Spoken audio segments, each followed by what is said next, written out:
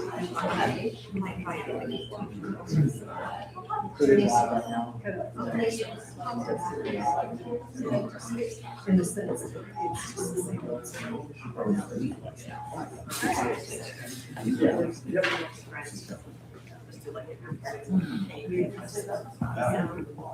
right, guys, good morning and welcome to the 2026 Winter Seminar Series at Herrington Harbour North.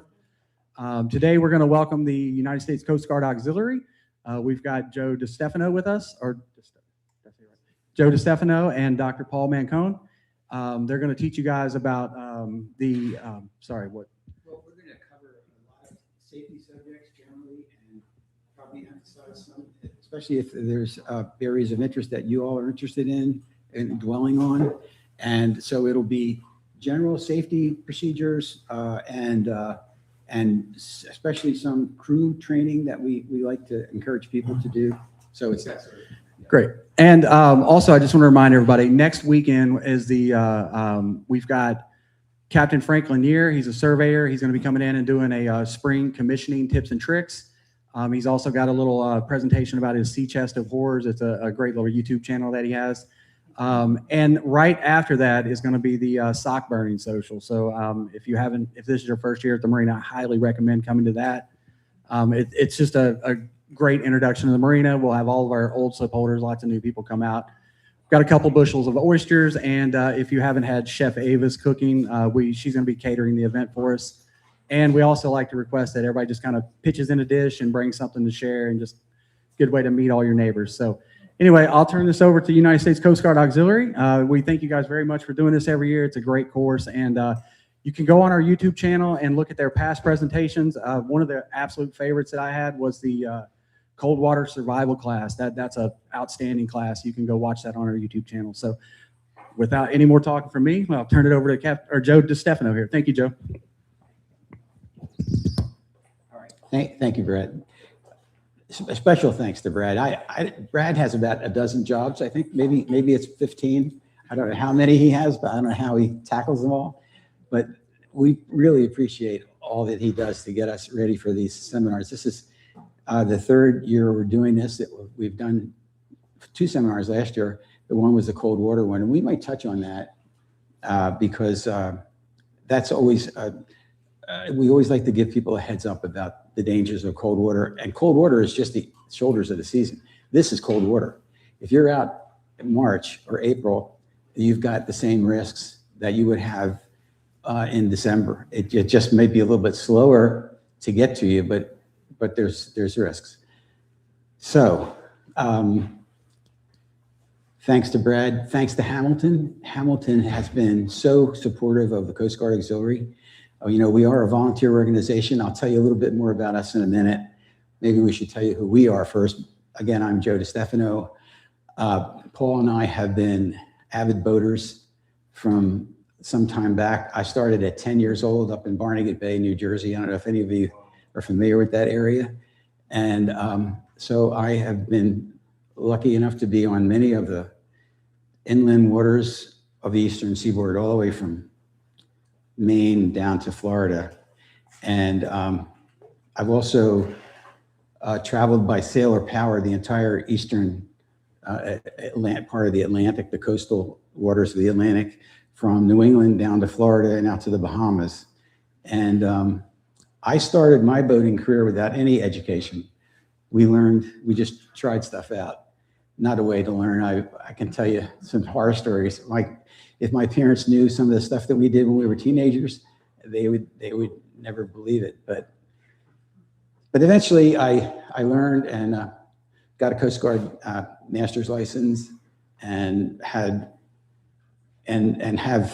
had lots of training with the Coast Guard Auxiliary, which is one of the main reasons I joined the Auxiliary, because the training is fantastic. We do all the training that the Coast Guard does, so it's great and it's free. Paul? Hi, good morning, everyone. I'm Paul Mancone, and Brad slipped out the doctor thing, so I should just confess I'm a pediatrician by trade. I practice inpatient pediatrics at the Children's Hospital in DC, and so professionally, procedures are important to me. and following them and teaching them. And so when I started thinking about how to elevate my seamanship, the Coast Guard Auxiliary was a good match because they, as Joe said, sort of pound the procedures into you.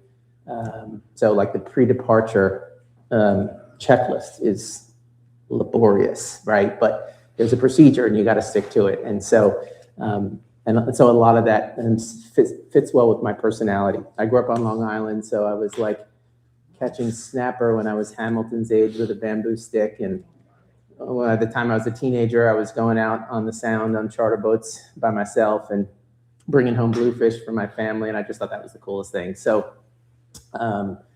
my dad was in the Navy, and so he kind of imparted that love of the sea for me. And but like Joe said, we all kind of started out without any formal instruction. And so we're trying to sort of change that with you, regardless of how many years you've been at sea, however many years you've been a boat owner. We always think that, right, there's always something to learn, which is what I love about boating. And, some people, they get on my boat and they think, why is he telling me all this stuff? I just want to have a drink and go for a ride and have a good time. And so, I like to think of it as the more knowledge and skills I have, the more fun I actually have. So right now, I've been in my boat for 10 years. It's fully equipped. I know every line and hose, right? And so I've got everything pretty dialed in, and it actually lowers my stress because I can kind of know that I'm well prepared and I have the knowledge and the skills. And so everybody has a good time, myself included, and we sort of adhere to some rules, right? Like we don't drink when we're underway, we drink when we get there, things like that. And so, so now I'm a sailor for the past 10 years. I've been at Herrington Harbour for 15. So I was a powerboater for 5 years, and my kids were little at the time, having a good time. And I said to them, we're going to switch to sailing now. And they said, okay, we are formally protesting that decision, so long as we keep the tube. So I said, okay, we'll keep the tube. So if you had seen a sailboat going 6 knots with a tube, that was me some years ago. So now we are trading up to a bigger boat, and so now kind of there's new things to learn. So always something to learn in boating, and hope you enjoy this course. As Joe said, it covers a lot of different topics of general safety techniques, and we just find that year after year, there's just too many mishaps, too many accidents, too many deaths that are related to some of the most basic things. So we want to cover all that and keep hammering that in. As Joe said, though, it's still cold water, right? It might be 70 degrees this weekend, but the harbor was frozen 3 weeks ago, right? So think about how cold that water is, which is why I brought my float coat. So I was up at the Sassafras River yesterday visiting my new boat. And, the dock is wet, it's slippery. And so, I tried to mitigate my risk of falling into cold water by just throwing that on. It's always in my trunk. So, if I'm wearing a coat, throw that on, and I've got inherent flotation. So just think about these things when you're boating in the shoulder season. So with that, we'll get started. Was anybody in this audience able to attend the cold water course we gave last year? No? Paul is... Whenever we give this course, Paul is the biggest asset we can bring because there's so much physiology involved in it that people don't understand and don't appreciate the risks because they don't understand how quickly things happen in cold water and how dangerous it can be. You just have minutes really to do anything to save yourself. And if you're not wearing a life jacket, you don't have to worry about hypothermia because you're going to drown before that happens because your muscles are just going to stop working and you just sink. Even rescue swimmers, we've got videos of this. It's called Cold Water Boot Camp. If anybody's interested in following up on YouTube, Cold Water Boot Camp, and you can see what happens in cold water.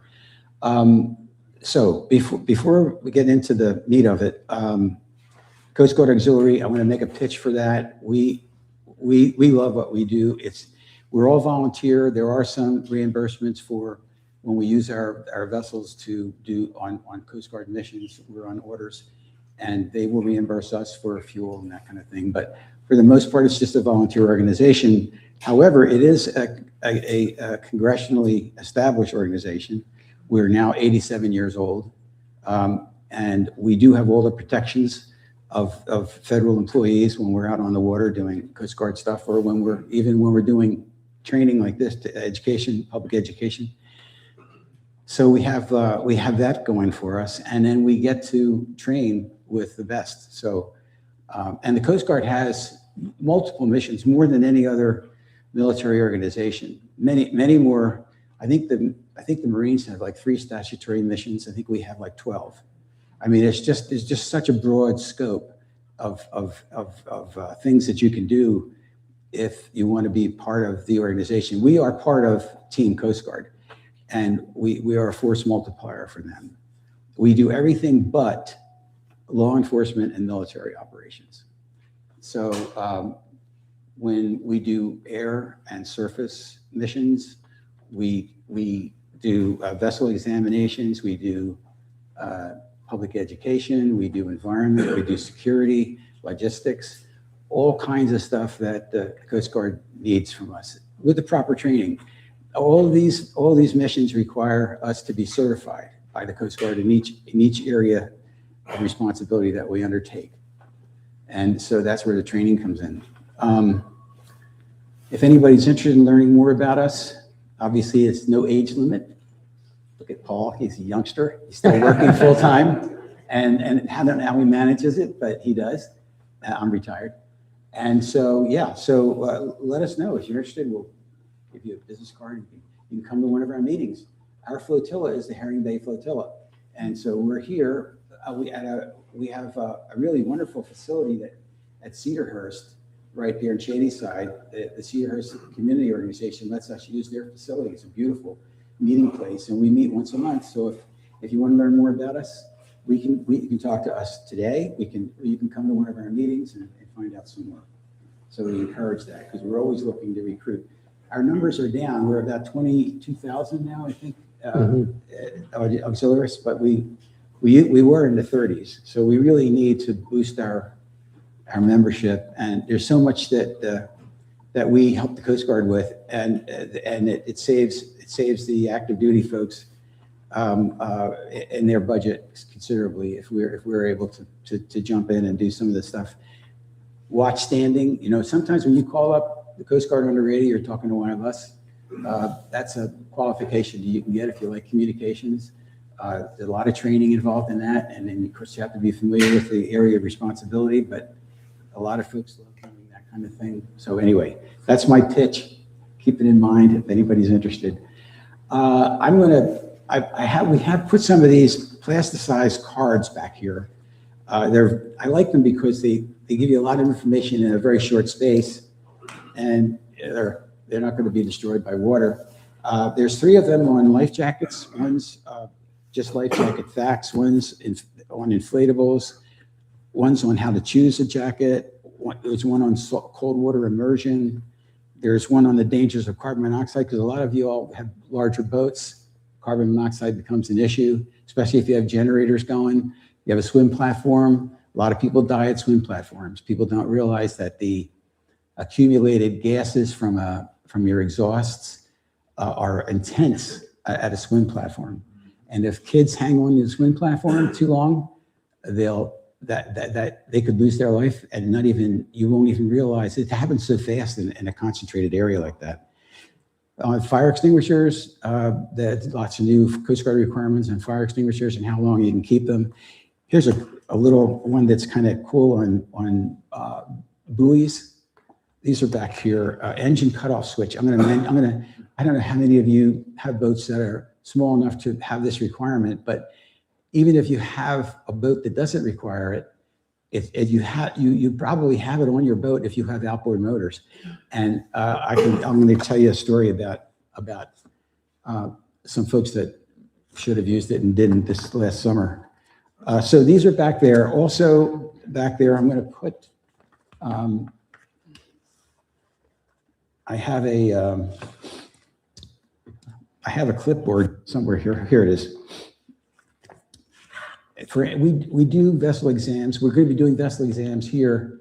Well, we do them anytime. So some of the folks here, I've done vessel exams for already, not this year, but in the past. And so I'm going to put this clipboard back here and just fill fill it out if you're interested in us doing a vessel exam. They're free.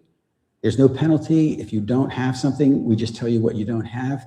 If you have all the things that are required, we will give you a sticker. If you have that sticker, it's good for the year. And if the Coast Guard or the Marine Police want to board your boat, just show them the sticker, and chances are that you're good to go. They won't bother you because you've already been inspected.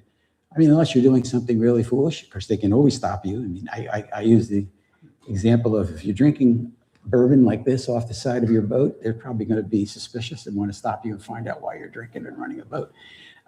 Yes? Do we have to be in the water for the inspection? No, you don't have to be in the water for the inspection. No. So I'll put this back there and fill it out if you'd like. And please put your phone number in with numbers that we can surely read, because sometimes we get these things and if there's one digit off, we can't get to you. So also, I wanted to tell you about this course that we're giving. We give it every year, so it'll be the 5th year in a row at the Edgewater Library. Chances are you all are very experienced boaters, probably for the most part, and this wouldn't necessarily apply to you, but if it does, or if you want a refresher, you're welcome to come. It's free. The Coast Guard, the Anne Arundel County Library Foundation supports us doing this course every year. It's at the Edgewater Library, which is a wonderful facility. The room's about this size. They have one of these smart boards, and it's 2 Saturdays. Paul and I will be there, and a couple of other instructors. If it's somebody that doesn't, in Maryland, the law requires anybody that was born after 1972, July 1st, 1972, has to have a certificate that we award at this course. And in order to, anytime they're operating a vessel, it's like having a driver's license. If you don't have it, the fines can be pretty stiff. By the way, the fines, I was surprised. I was talking to somebody the other day, but the fines for not having the equipment, if you're boarded on the water and if you're missing something, can be pretty steep. I was surprised at how steep they are. So another reason why it's good for us to inspect your boat, because if you don't have something, you'll know it, no penalty. And then when you, like say your fire extinguisher is out of date, you just go to West Marine, get another fire extinguisher, we'll come back and inspect your boat, give you your certificate, your sticker, and you're good to go. But you don't want to be caught out there without something that's required. But also for the training course, for this course here, we go through 6 chapters worth of material that is part of the Maryland requirements. Are we getting feedback? Yeah. Part of the Maryland requirements. And can you still hear me? Okay. We cover about 4 chapters in one the first day, and the other 2 the next day, and then there's an exam. You won't have any trouble passing the exam as long as you attend the course. And then the second half of the second day is optional. We'll go into VHF radios, which we're going to cover today. We go into tying important knots that every boater uses, and we give a little rundown of how to use a nautical chart. Very, very elementary level stuff, but still helpful. We've got an online question for you. Yeah. If people that are watching online, how would they sign up? Is there a way to sign up online through the website? Yes, for this course? Yes. Yes. No, sorry, for the boat inspections. Oh, yes. You can do that on the Coast Guard, on the Coast Guard site. There's a button you can push if you go on cgaux.org. It's .org, isn't it? Yeah. And there's a button there that you can select that says, I want to have a vessel exam. And if you touch that button and tell them where you're located, those vessel inspectors in that area will get that email saying that you've indicated you want to have a vessel inspection, and then one of us should follow up with a call. If you don't hear from somebody, call again about it. I just got one the other day from it's a marina that wants us to do a bunch of inspections at the marina. But that's the simplest way to do it, is to just go online and push that button. Actually, the simplest way to do it is to sign this form, because then we'll already be on top of it. But the course. So I'll just make one more comment. yeah. We do the special events at Herrington Harbour. So we'll have the June, I think it's June 4th, Brad? Early June, there's the yard sale. June 6th. This year is June 6th. June 6th, yeah. So if you're here, we have a tent and we bring as many inspectors and examiners as we can. So you can just come sign up and we'll sort of deploy who's available. We'll just walk out to your slip, or there's another special event at Herrington South too. So we can coordinate with you there too.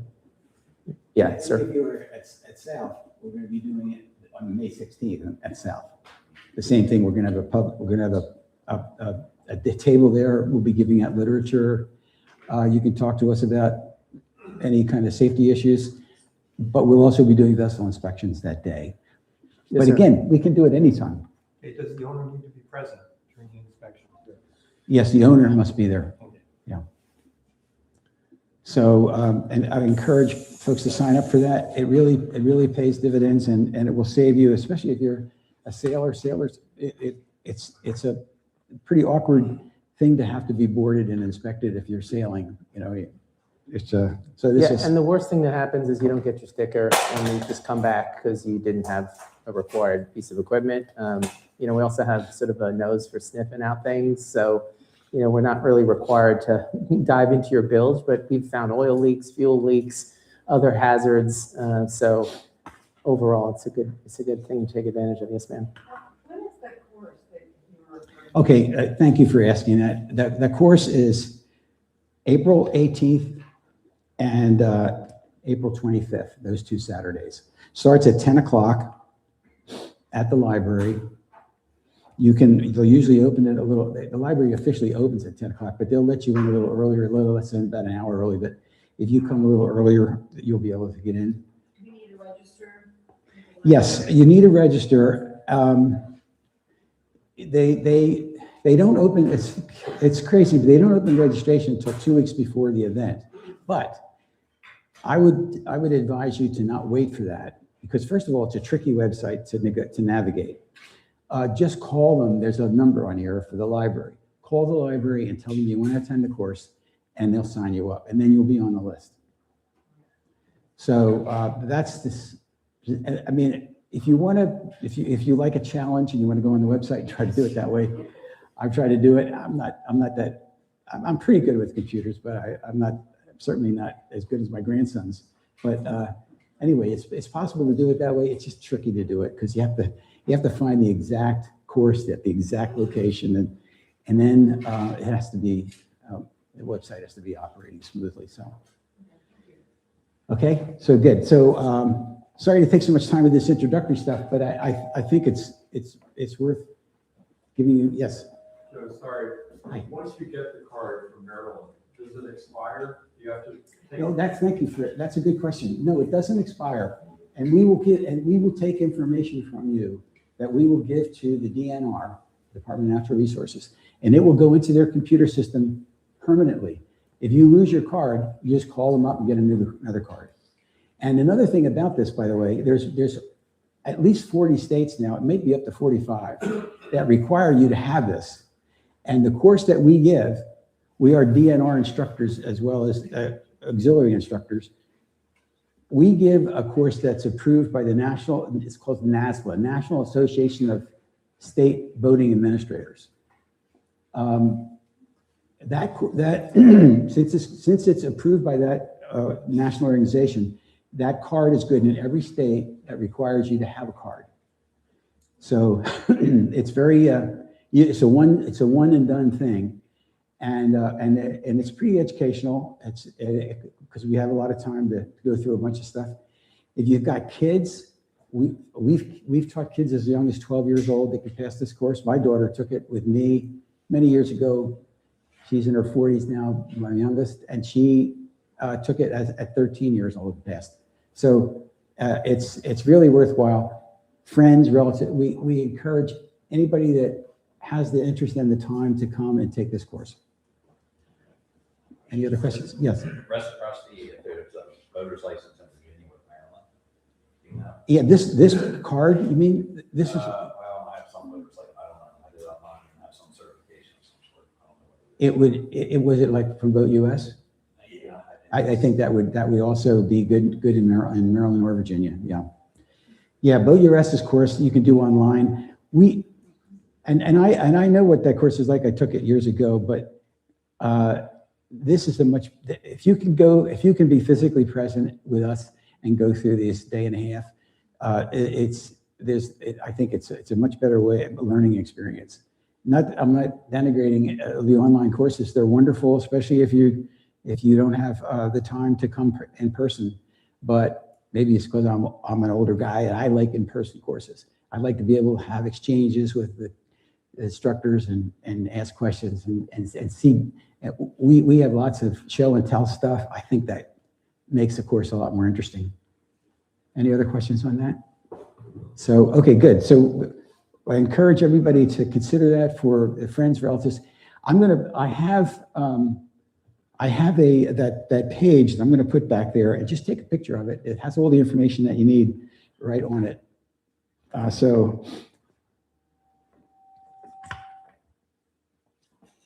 Okay, I think we've covered all the introductory things, and here's what our syllabus looks like. These are some of, not all of, but most of the areas that we're going to cover today. Some we'll skip over a little bit depending on time, because we always run short of time, because this course can be 4 or 5 hours if we wanted it to be, but we're going to try to squeeze it into 3 with a little break about 15 minutes. One of the things that people never consider as an emergency, and this course was built on this basis, and that is what happens if the captain is lost. And this is important when we give when we call this course a more limited version of this course we call Suddenly in Command, and it's geared towards people who are your guests or your family on your boat but don't run the boat, to help them know what to do if something happens to you. If you fall overboard, if you pass out, if you have an illness of some sort that makes you incapacitated, what's going to happen to the boat? A lot of people don't even know how to take a boat out of gear. People think of a boat as like a car. There's no brakes, obviously. So we're going to get into that a little bit in this course. But one of the emergencies that we like to ping people about is what happens if you, the skipper, are incapacitated. The pre-brief is one of the most important. Paul mentioned it briefly when he was talking, and this is something we do in the Coast Guard. I'm going to get into it in more detail. So important, so easy to do, and it's hardly ever done, but it makes a big difference in your planning and your safety. Proper lookout, very important. We're going to get into the rules a little bit. Anchoring, I don't know how much time we'll have for anchoring. I usually do a little demonstration of how to anchor properly, because anchoring in an emergency is just as important as using your VHF radio. I mean, if you're drifting into the rocks in an inlet, before you call on the radio, you want to stop yourself from drifting into the rocks, right? So you want to put that, and you're only going to get one shot at putting an anchor down in a situation where there's risk and danger. So you have to do it right the first time. There are techniques you can employ to do it right the first time and hopefully get a proper set. Falling overboard, fire on board, capsizing, running aground, calling for help at the VHF radio. We're going to spend some time with the VHF radio today. Can anybody make a guess at what are the 2 things on that list that give rise to most water fatalities? Anybody want to hazard a guess at what they are? Sorry? Fire? No, it's not fire. Man overboard. One of the 2 things that cost most fatalities on the water, man overboard, falling in the water. And the other one is capsizing. So those are the 2. Most people say, I've never experienced that. I've never had anybody fall out of my boat, and I've never capsized. You'd be surprised at how often that happens. I've been thrown out of boats twice when I was a teenager, but still, we were doing a little crazy stuff, but I guess still got thrown out of boats twice. I'm lucky that I didn't get run over. Sorry? Should have behaved yourself. I should have behaved myself. That's what my parents would say. Thank you. And if they were still here, if they knew about it back then, that would have been the end of my boating career. But anyway, That's how, back in the day, that's how we learned this stuff. In fact, I'll touch on this again, this business of falling in the water. Do you know where most people fall in the water? Off the dock. Absolutely, at the dock. One experience a couple months ago here at Herrington, when we had snow, I thought I'd walk down the dock, no one's there, I could walk along the snow and that. I slipped and fell before I actually got to the dock, and it put my senses on every step, super careful. So it happens to the best of us, the season, you have no idea what the dock would look like, even if it's black ice on it. Correct, yes, black ice, any kind of ice, any kind of snow, it becomes, and even a wet dock, just a wet dock is a hazard. One fellow, I did a boat inspection in South about 3 years ago, and after we finished, we were talking about this, and somebody died 3 slips down. He fell in the water between the boat and the dock. A lot of head trauma can happen in that kind of situation, and they didn't find him until the next day. I mean, stuff like that happens when you least expect it. When I take my grandkids with me on the boat, I have them put their life jackets on before they leave the car, because I can't keep up with them. They know where the boat is. I can't get there as fast as they can. I don't want them running out on that dock and falling in the water without a life jacket on, even though they can swim. It's just because, again, that's where you're going to most likely hit your head on something as you're falling. So it's a particularly precarious situation. So let's see. I just put this slide up here. These numbers keep changing every year, but not by much. But this particular pie chart shows you how important boating education is. These numbers stay between like 74 and 77%. Of the fatalities, where we know the circumstances, roughly 75%, give or take, of fatalities on the water, the boat operator had no safety instruction. So that's 7 out of 10 people that might still be with us if the operator knew a little bit more about how to be safe on the water. And by the way, the state course, your numbers improve even significantly. Only 14.5%, roughly, let's say 12 to 15%, people in that small 25%. Of those people had actually a state-run course with a certificate I was telling you about that we award in this course in April.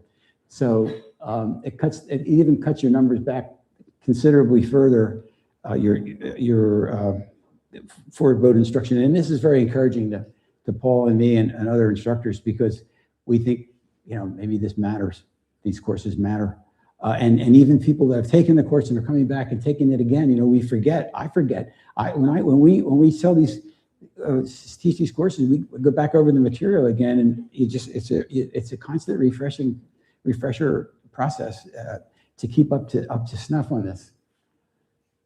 So here's our biggest push: life jackets.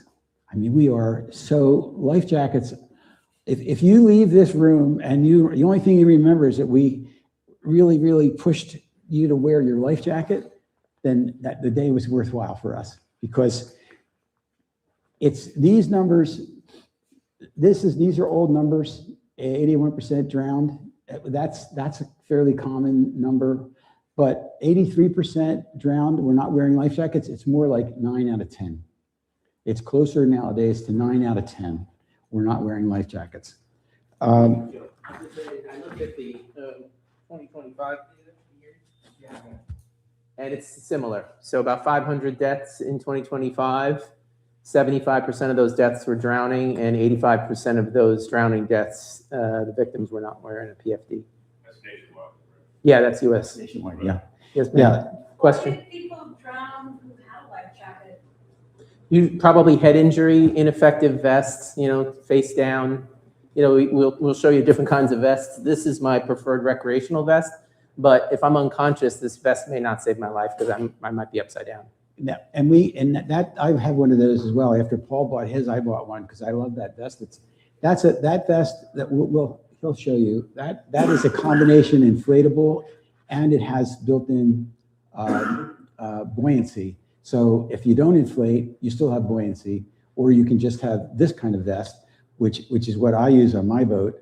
When we're on Coast Guard missions, we have a heavier vest, Coast Guard vests that are issued to us with pockets. We have to carry a lot of gear, but you can get away with less gear just to be on the safe side.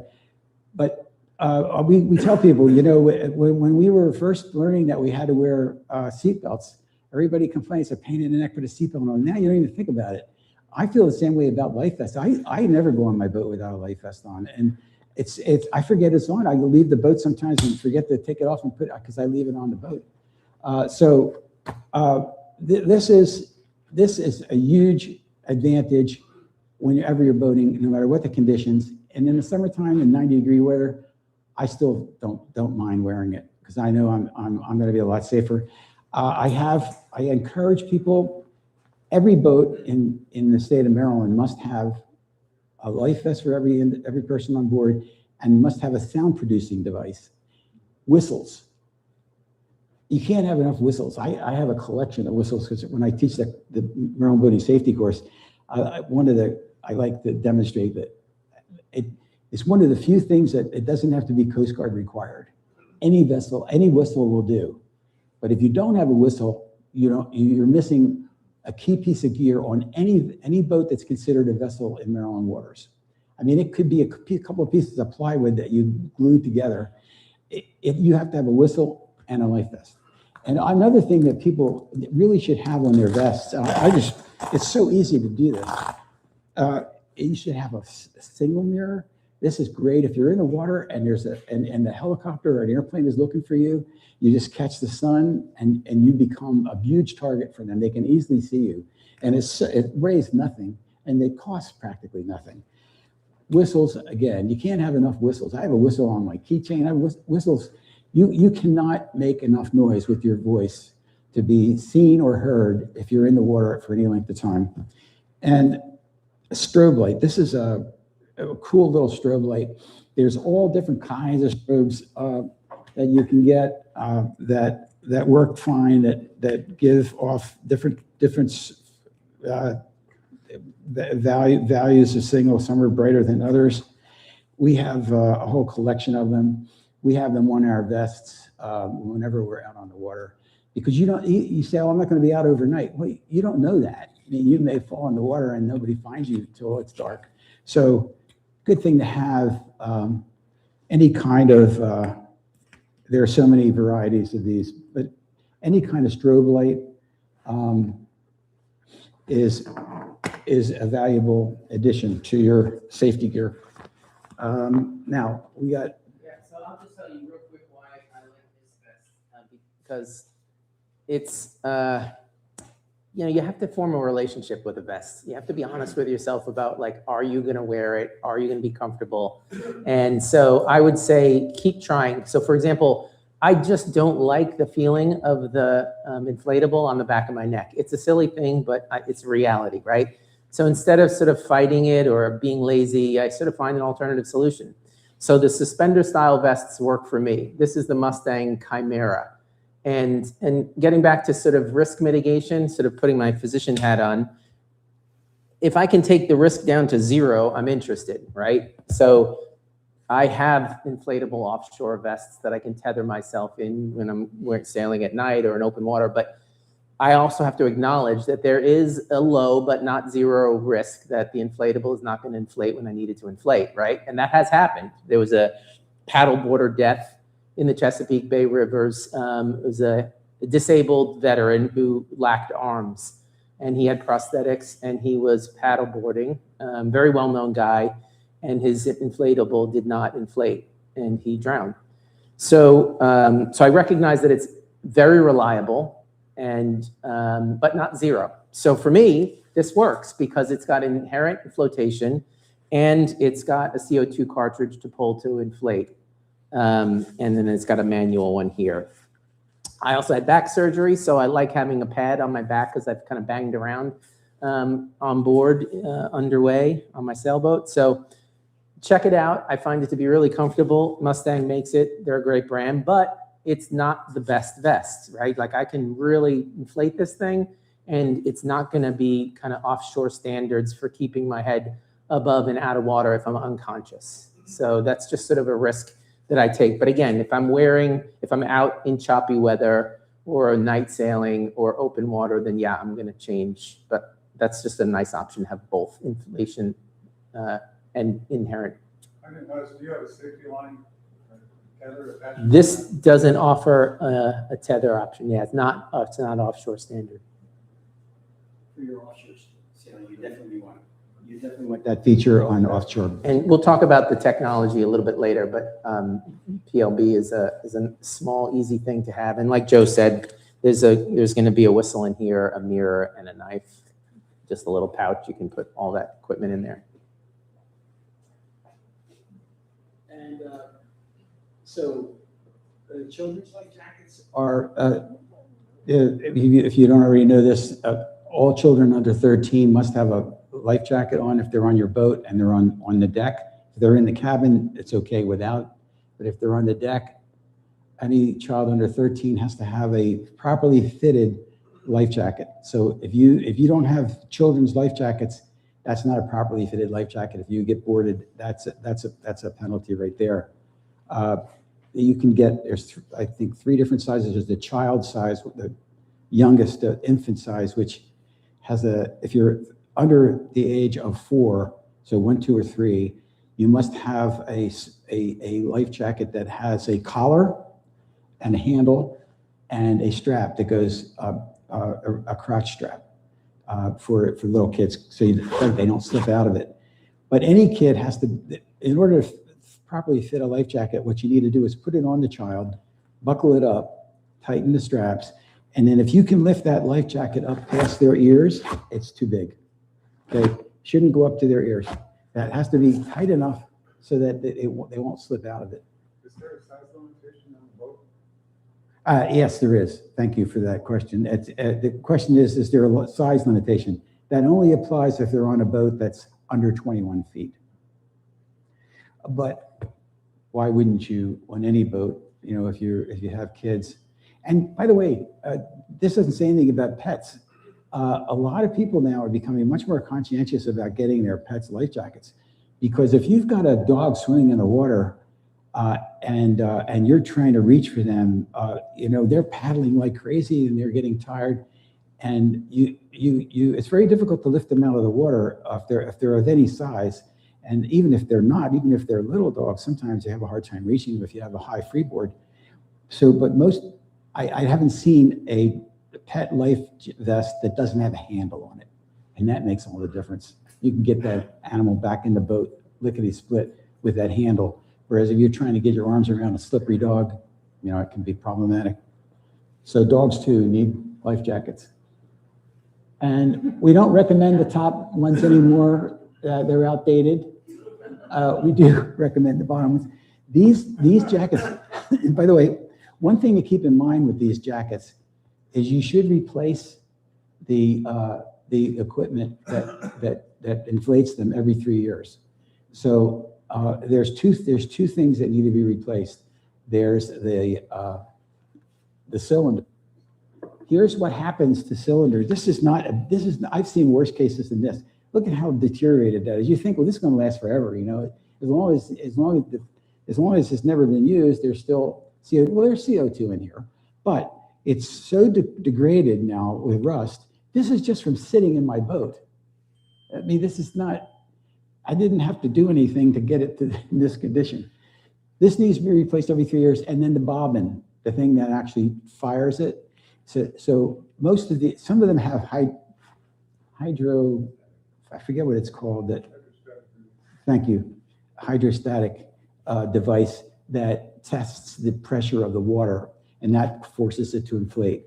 Those are less common than the ones that have the bobbins. The bobbin is like a little yellow, usually it's a yellow disc, and it's designed to deteriorate rapidly as soon as water hits it. And what that bobbin does when it's integral, before any water touches it, is it prevents the pin that fires off the cylinder from going into the cylinder. So once the water hits it and it deteriorates, the pin can fire because it will go right past the bobbin. So but those bobbins deteriorate, and if the bobbin isn't working, your automatic vest is not going to fire. You can still fire it by pulling the cord, but if you have an automatic inflatable vest, the reason you have it is because if you hit your head going in the water and you're not conscious and you can't, you want that life jacket to go off all by itself. So that's a reason for proper maintenance. Yeah, what happened?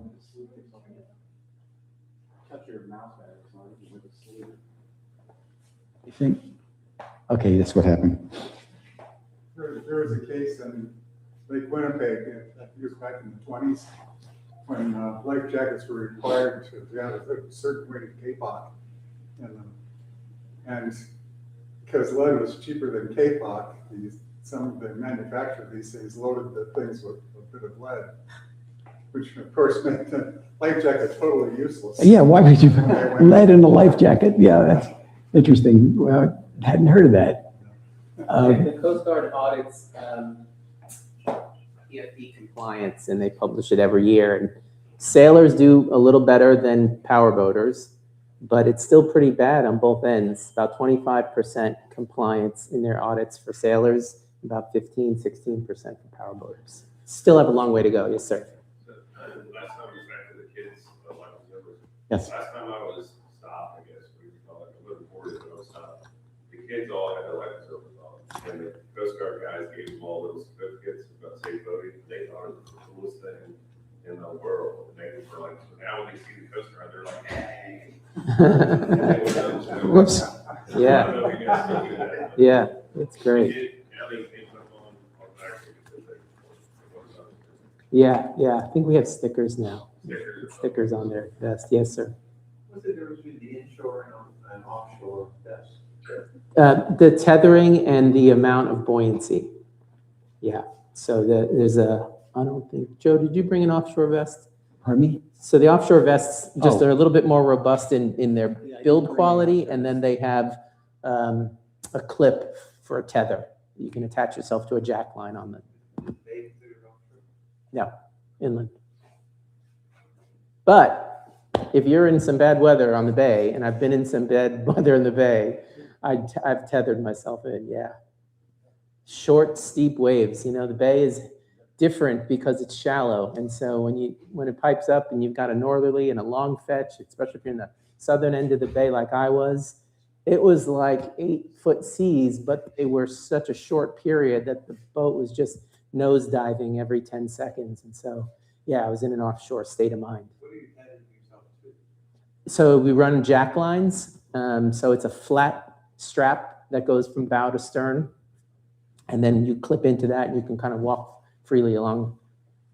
Usually the offshore tethers are 2, so that you can clip into something, like let's say the granny bars by the mast, and then unclip yourself if you need to advance, so that you're not unclipping yourself and now you're vulnerable in the transition. So offshore tethers are usually 2-pronged.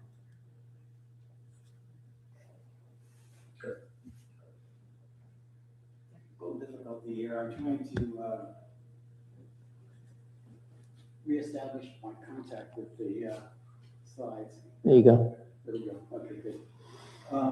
Before I leave this slide, I'm going to tell you two stories.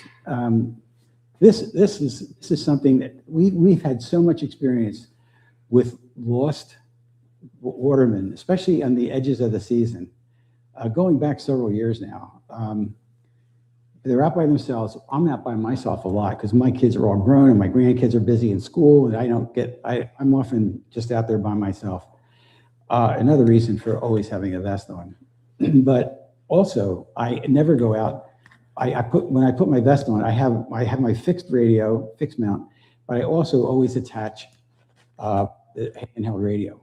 This would have saved all these lives. The two people were lost just this fall.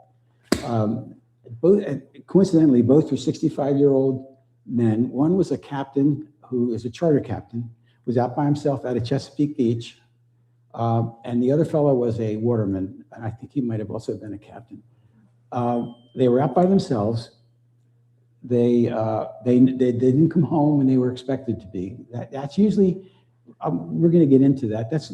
That's also something that we need to address with everybody and with your crew, is filing a float plan so people know where you are and when to expect you home. But one fellow out of Chesapeake Beach, he didn't come home. They started looking for him the next day. His boat was found across the bay, and they didn't find his body for I think 3 weeks. And the other fellow was also lost for a considerable amount of time. If they were wearing a life jacket, there would have been a good chance that they would have stayed alive long enough, maybe to see a boat, maybe, or for somebody to go looking for them. If they knew, if they left some sort of a float plan with a family member. A float plan doesn't have to be, you can get these online. There's a full form you can print out, but they don't have to be that complicated. You just need to tell somebody where you are, where you're going, what time you're going to be back. Give them the phone number that you want them to call, if it's the Coast Guard station in Annapolis, for example, so that they don't have to go looking it up in an emergency. And little things like that might have saved one of their lives if they had a life jacket. If they have a life jacket on, how long can you swim? You know, and you're out on the water, you'd fall out of your boat, and the boat's still going. I mean, in most of these cases that we know about, the boat's in gear. They're fishing, or they're pulling a crab track. A volunteer fireman down in where the Nice Bridge is, that community down there. He's a well-known guy, was well-loved in the community, 35 years old. He fell out of his boat, he was crabbing. He called his wife. I said, I'll be home in 20 minutes. He never came home, and he'd fallen out of his boat. They found his boat on shore, motor running. Same thing with these two fellows. They found their boats running after starting looking for them, and they had fallen. I mean, what else could have happened? They fell out of the boats. They didn't have life jackets on, and they didn't have these radios. You can get these. This radio costs more than $100. I think it's $120, but you can get them for $80 or $90. They're waterproof. If you have this radio, you can call for help. You can reach anything, any boat or shore facility that is listening, just by making a call on the VHF radio. I mean, it puzzles me that people that are out by themselves, especially on the colder edges of this was these two fellows that were lost this fall. It was almost December when they were lost, so it was getting close to winter.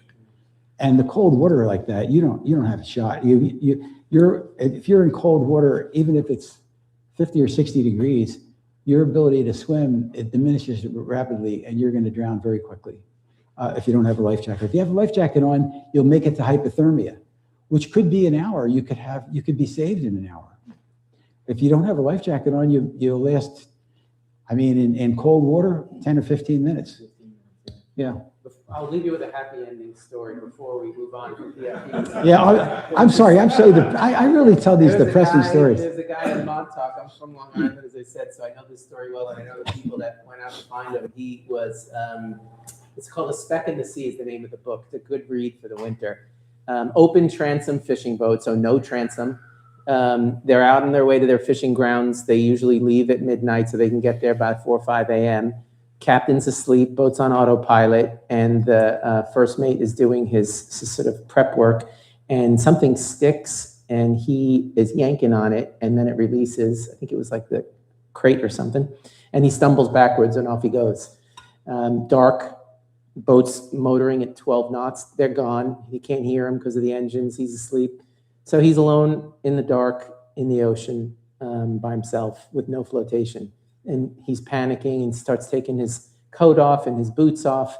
But then he realizes, and this is the reason why he survived, is that his big fishing boots, those big vinyl boots, he retrieved it, turned it upside down, and created flotation for himself. So he had one under each armpit, and that allowed him to float, even though he was in 80-degree water, so he wasn't at risk of hypothermia. He did get a greeting from a couple of sharks that, were interested in saying hello, but he made his way to a buoy, and he was rescued from a buoy a couple 100 miles off the coast. But the other interesting thing, and this comes up too, is he saw 3 vessels, including his own, within 100 yards that were looking for him in broad daylight, and they didn't see him. He could even hear their voices, and they didn't see it. So, you have very little clearance above the water, so it's difficult. This is why man overboard training is so important. And Paul's going to go over this with you later on in the presentation, because, imagine somebody in the water without a life jacket on. Your head's about the size of a cantaloupe. Now, how many cantaloupes can you see on the water, especially if there's a chop? And even if there isn't, that's such a small object to try to look for in the water. So another reason why, if you're wearing a life jacket, you're raised up a little bit. You've got usually a flashy color or stripes that will reflect light. Anyway, I wanted to mention one other thing when I was talking about attaching a radio. This particular radio is a little more expensive on sale. I think it was a couple $100, but this has a DSC switch, the magical DSC, the digital selective calling switch. So it's like your fixed mount radio. It's got the little button on the back. You open it up and hold it in, and it sends out it's GPS built into it. So it sends out your latitude and longitude and a Mayday call digitally. Okay, you won't hear it, but it sends a digital call. And Coast Guard has a program we call Rescue 21, which was established a few years ago, which is amazing. It allows them to directionally locate you. But they don't even need to directionally locate you digitally, because they already have the lat long that's transmitted from this to them. As long as you have an MMSI number. We're going to get into that later on with Paul. But a lot of folks buy these radios, or they have the fixed mounts on their boat, and they have the. Okay, thanks. Oh, I kept seeing the laser on this guy. Oh, did I was squeezing it. Yeah, sorry. I was squeezing that. Thank you. Andrew, I'm going to put this right there. So if you don't have an MMSI number, that button doesn't do you any good. You have to register your radio and you can do it with Boat US for free. And then they give you a number and you install that number. But we're going to come back to that, because I wanted to make a couple of points with you about MMSI numbers that are worth telling you about. So we'll come back to that. Does anybody know what this is? Because you probably all have bigger boats and you don't have these things. It's the eco switch, they call it, the emergency cutoff switch lanyard. And it comes, every outboard motor that's installed has one of these things. Even if you have 4 or 5 outboard motors, you're going to have one of these. And what happens is you click it on your vest, and one of this one is a multi. You can use this for different brands of outboards that have different size fixtures that you have to attach this to. It's just a little button next to your ignition switch that you plug this into that button, and then if you pull away from the distance that this allows you to that switch, it turns off your engine. So if you get thrown out of the boat or you get knocked down, your engine goes off. Why is that important? And by the way, the Coast Guard now requires boats to have these, and they require you to use them if your boat is less than 26 feet. You must use it if it's on your boat. And boats going back, I mean, I've had boats that I can remember back in the 80s that had these things built into them. So you can have an old boat and they still have these devices. They're wonderful devices, and they save lives. Prop injuries are surprisingly more frequent than you would think.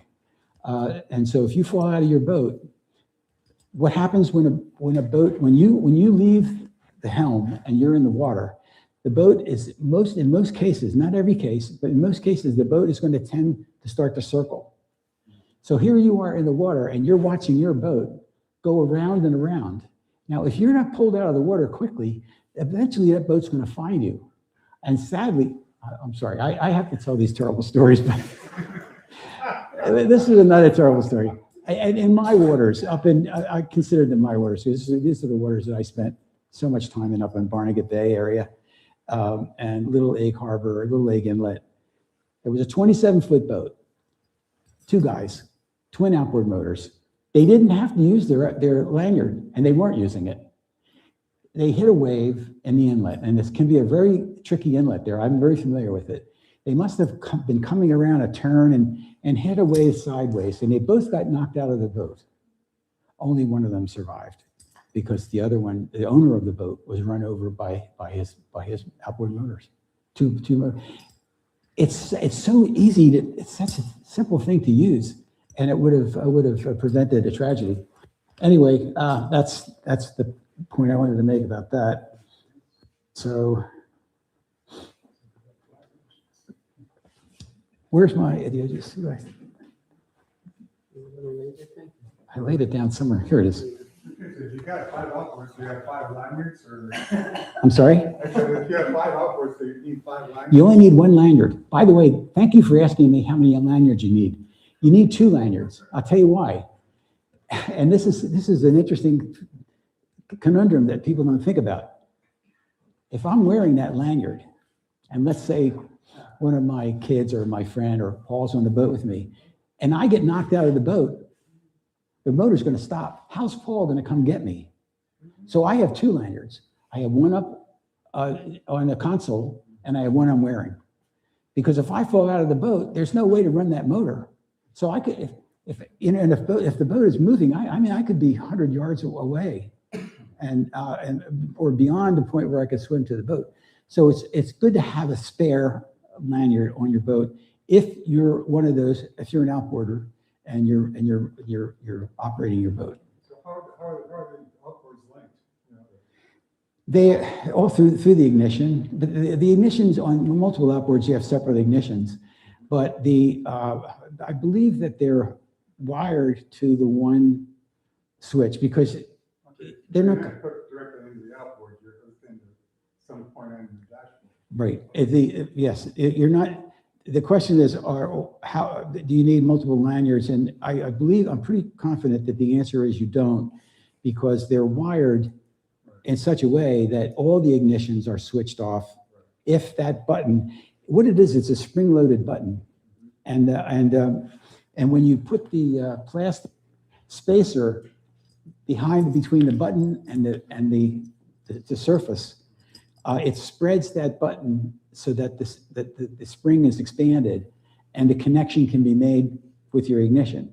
When you pull the plastic out of that button, it goes back into the whatever the device is behind it, and that is what closes the electricity to the engines.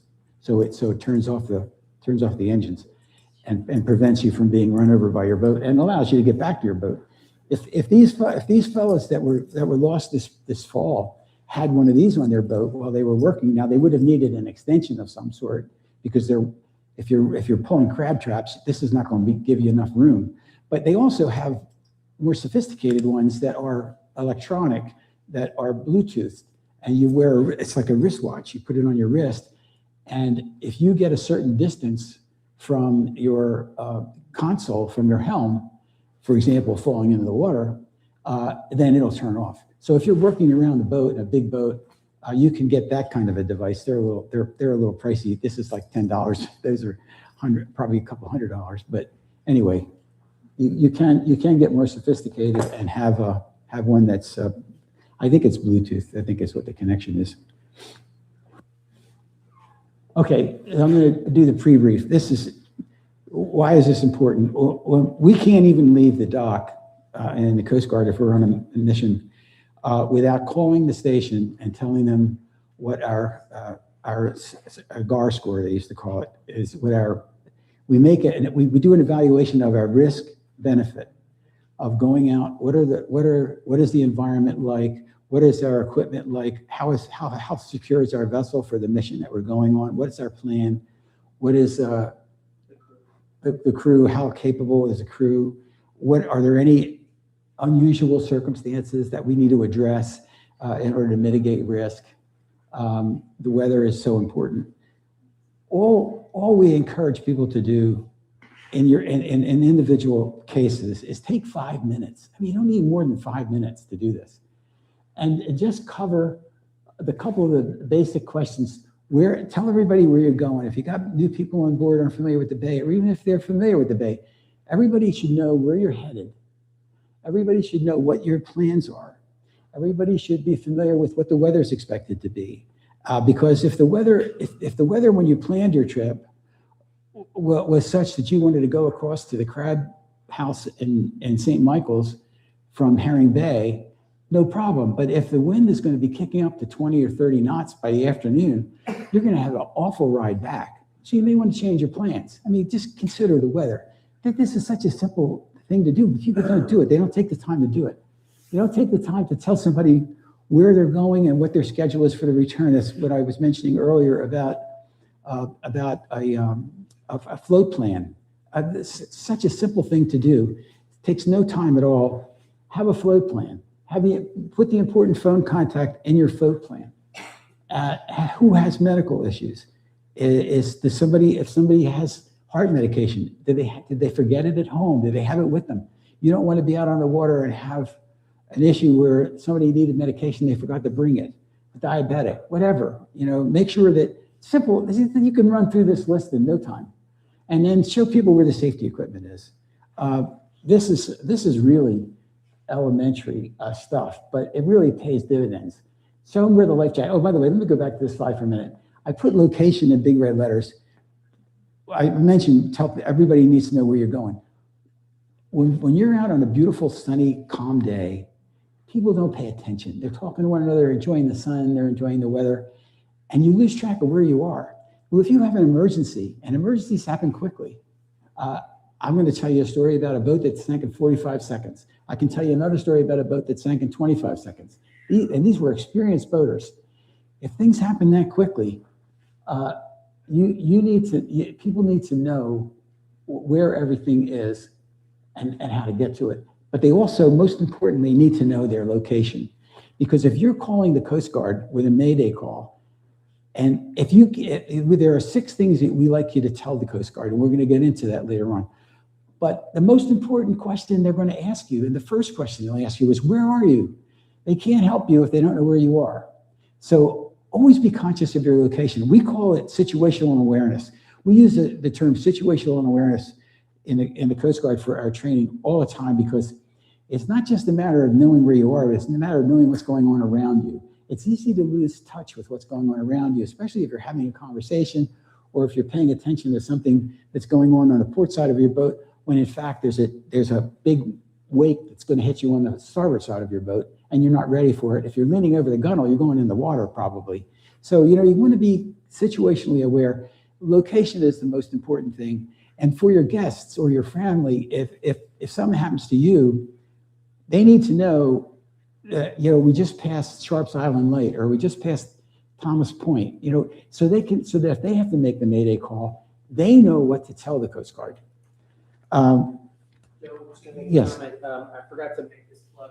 We can talk about it here with the float plan. So the Coast Guard has an app, and it's got 9 icons there right up on the front screen, and then a bottom one for emergency assistance. One of them is file a float plan, so you can use that too, and you put in who you want it to be directed to. It's got rules of the road. You request a safety check. So back to the online question, you can also request it from here. Review safety equipment, report pollution, report a hazard.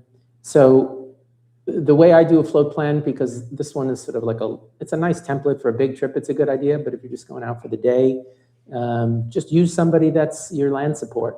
So for me, it's my 84-year-old retired Navy father who's got the AIS app, and he's tracking me because I'm transponding, on AIS. So he knows which river I'm in or where I am in the bay. But, it's a simple thing. Send him a text, call him, say, Dad, I'm going to be out on the water. And, then he goes into his land support mode. So just think about that too, just so somebody knows you're on the water. Yeah. By the way, we like to interrupt each other all the time as we're going through this stuff, because when somebody remembers something that somebody else forgets, you feel the same way. Interrupt us. If you've got a question, shout it out to us. We don't see your hand raised, just shout to us, because we wanted to make this as much an exchange as we possibly can rather than us doing all the talking. So please bear that in mind. We would love to be interrupted. Yes. So, only thing you don't get on that list there is when you're docking, one part of my brief is everybody sit down and stay seated while we're docking. Because it seems like everybody wants to get up and comb their hair or get a beer or whatever it is, right when you're trying to hand out lines and do things like that. So I give them a real good brief about what happens when we're coming to the dock and leaving the dock. I thank you for mentioning that. The gentleman was saying that he likes to get everybody situated and sitting down when he's coming into the dock or leaving the dock. And I do the same thing, especially with my kids, my grandkids, because the last thing you want is for somebody's hand to be on the gunnel and then you hit a piling and crush their hand. I mean, this is so elementary, but people forget. And so there's a slide that at the end of the presentation, if we ever get to it, about that very thing, is telling folks to, especially if they're not familiar with how you're docking. I do it all myself. I just sit everybody down. I'll take care of it. I know where the lines go. I know what, and then that way I don't have to worry about somebody getting hurt. So that's a perfect example of why it's important to alert your crew. One of the things that I do with my grandkids, especially before I leave the dock, is I remind them of where the little red button is. Because if something happens to me, they can call for help without knowing how to use a radio. You can have a 10-year-old or 5-year-old lift this thing and hold the button in for 3 to 5 seconds, and then you've sent a Coast Guard a message that you're in serious trouble. It's a Mayday call. So they. There was an online question asking if you could repeat the name of the app that you used to follow the floor plan. It's Coast Guard app. It's the United States Coast Guard app. It's a free app. It's a wonderful app.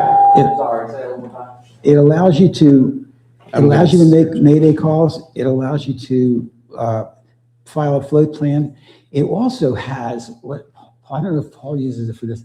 It also has one button on there that keys you to the buoy reports, which I check. I never leave the dock without checking the buoy reports. Like Thomas Point is sending the wind direction, the wind speed.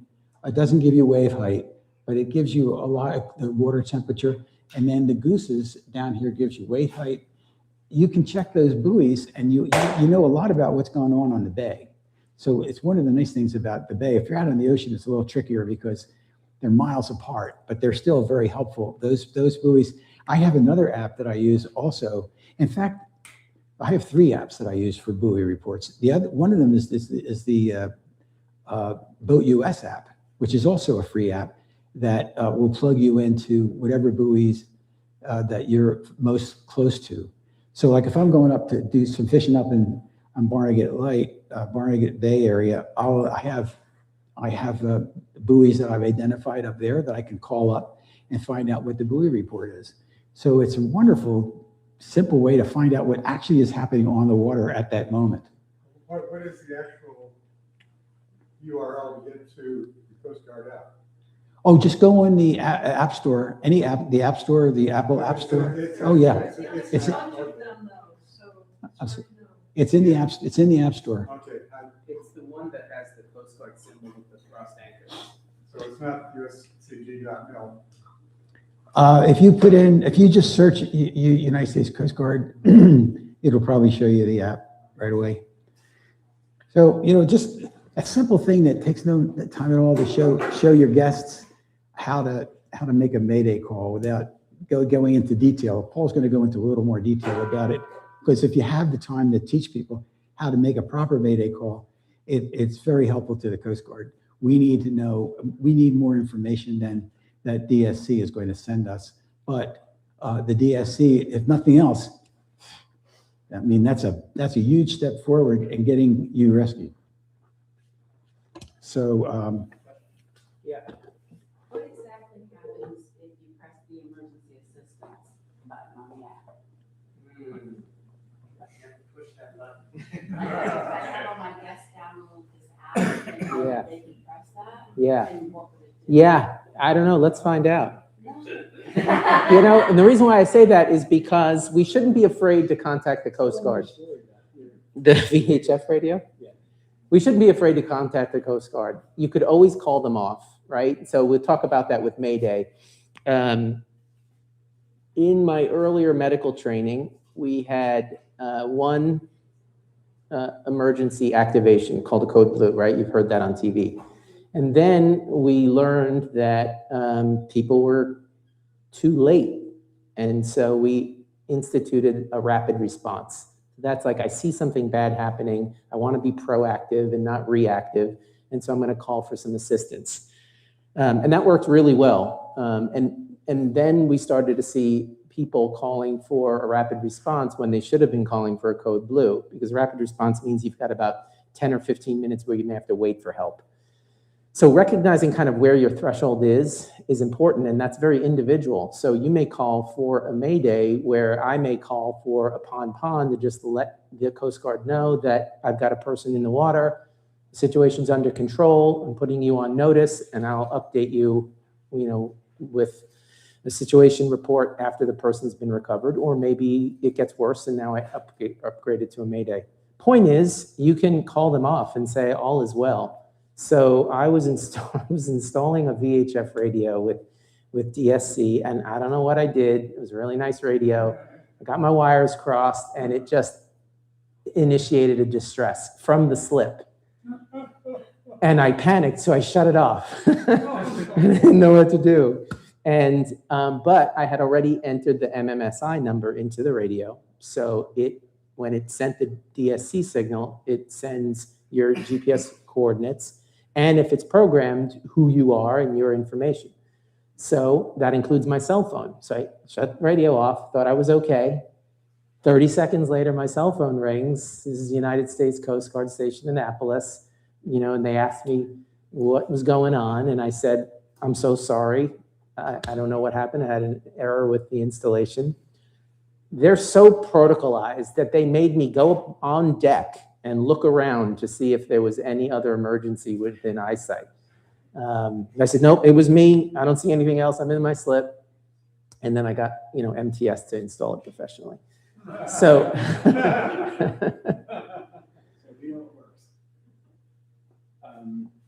here's just a short list of things that you want to tell the crew where the life jackets are. Tell them to put their life jackets on, where the fire extinguisher, the marine radio. We already talked about marine radio, and where's the anchor?